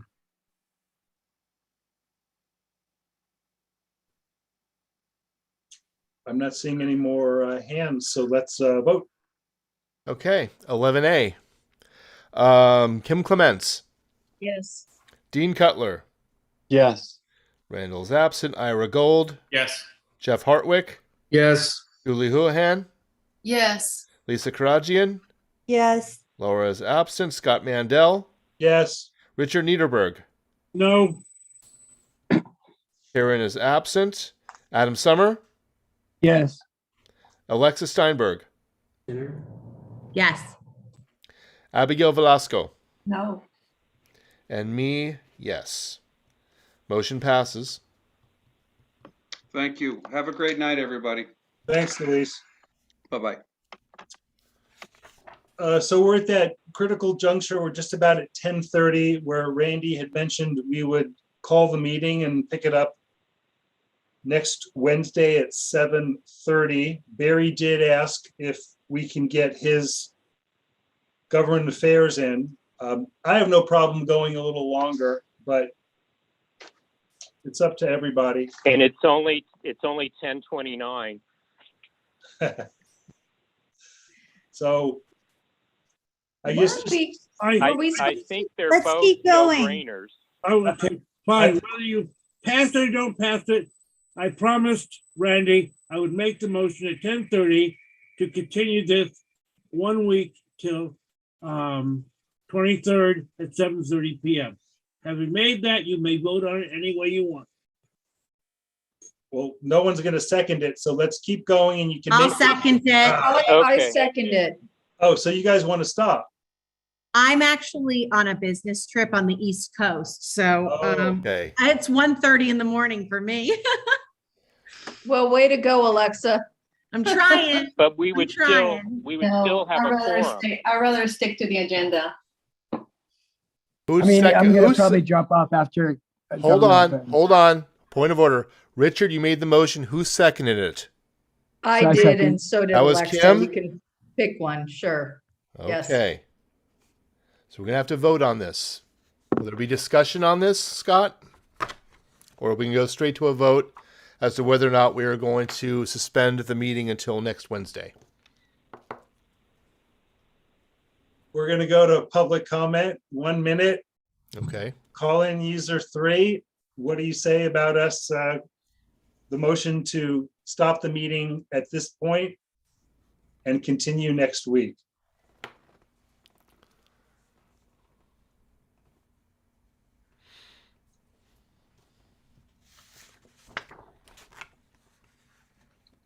Call in user 3, are you there? Hi. Yes, I think that there should be public comment on the items next week. So please, any items that haven't already been heard or that people are trying to raise their hands on, please have them be heard.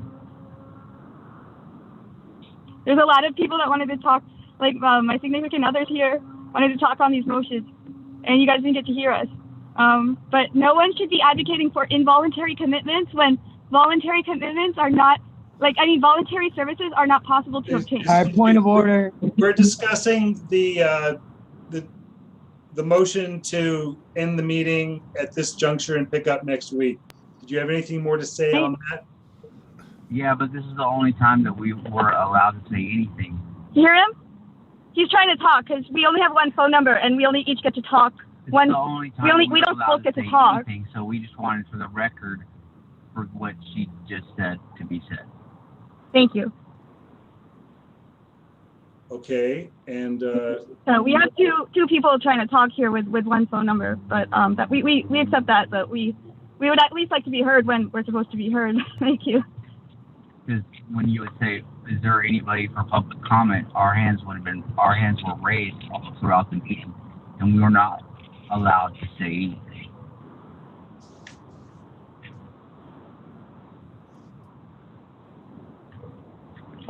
I think they're done with their comments, Scott. Okay.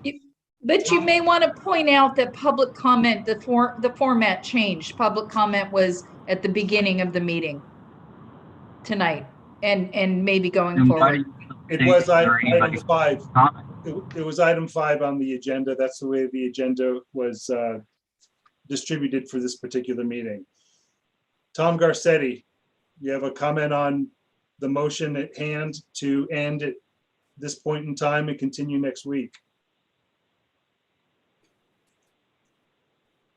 Whoa, look at the scumbag. Wow, look at the Nazi scumbag. 10:33 at night. I thought there was no more public comment. Scotty, why do you think Randy the Fried Chicken Man bailed out? To give you guys the liability. See, he ain't here. He doesn't get fucking sued. You get sued. All you had to do was waive it. You treat ruthless Ruth. You got 2 people on one phone. You got a fucking ADA requirement, reasonable accommodation. They get 1 minute each. You don't fucking time them each separately. No, it's a, how can I violate your law? How can my name is Kim. I'm more important than you. Can you fucking believe this bunch of cocksuckers on this call right now, this board, that you'd fucking have 10 pages of agendas and you deny everybody public comment? What about item 1, 2? That's time. Yeah, take your fucking. Your rule is fucking illegal. as a Scott, if you want to continue, that was time. Yeah, great. So content-based discrimination. I think we're done with public comment on this, and we'll You're go to getting your the legal papers. You're getting your legal. How does he keep unmuting himself? Because I gotta speak. You bet. Time for me to free speech. Scott, will you be moving forward? Yeah, we're freedom. Freedom.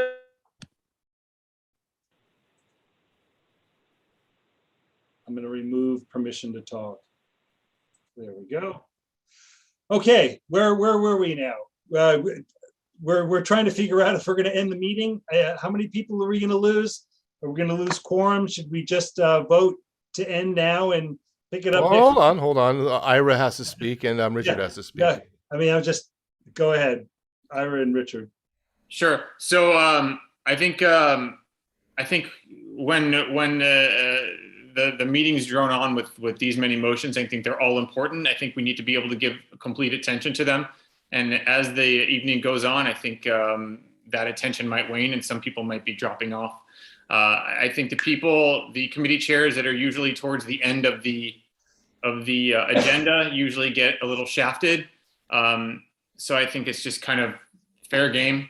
I'm going to vote to end the meeting, and I'm a big proponent of when we have an agenda this long, to break up the meetings and do a separate another day.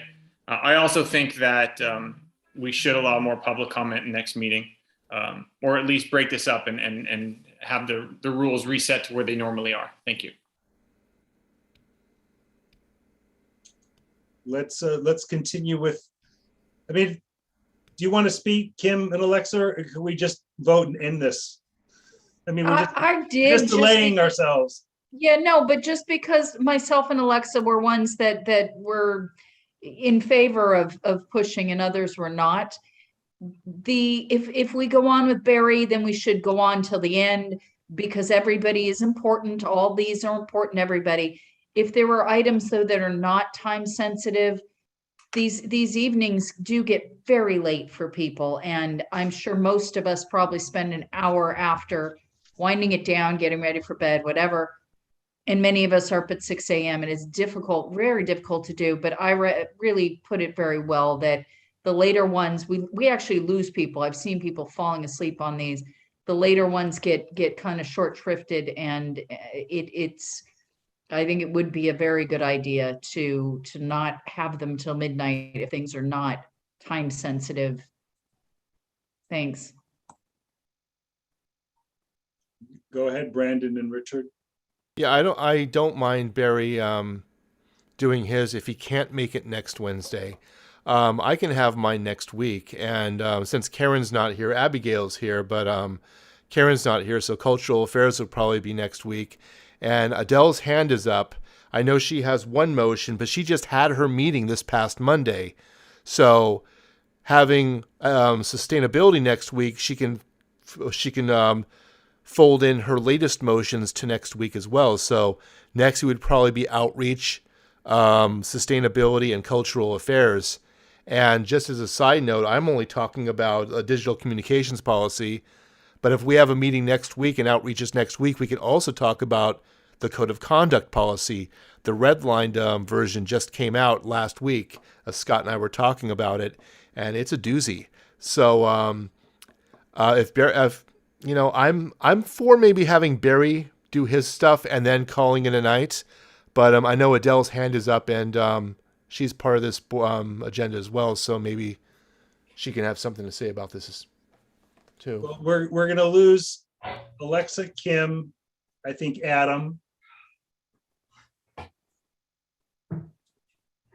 So I would say let's just end it then. We're down to 17 people on this call.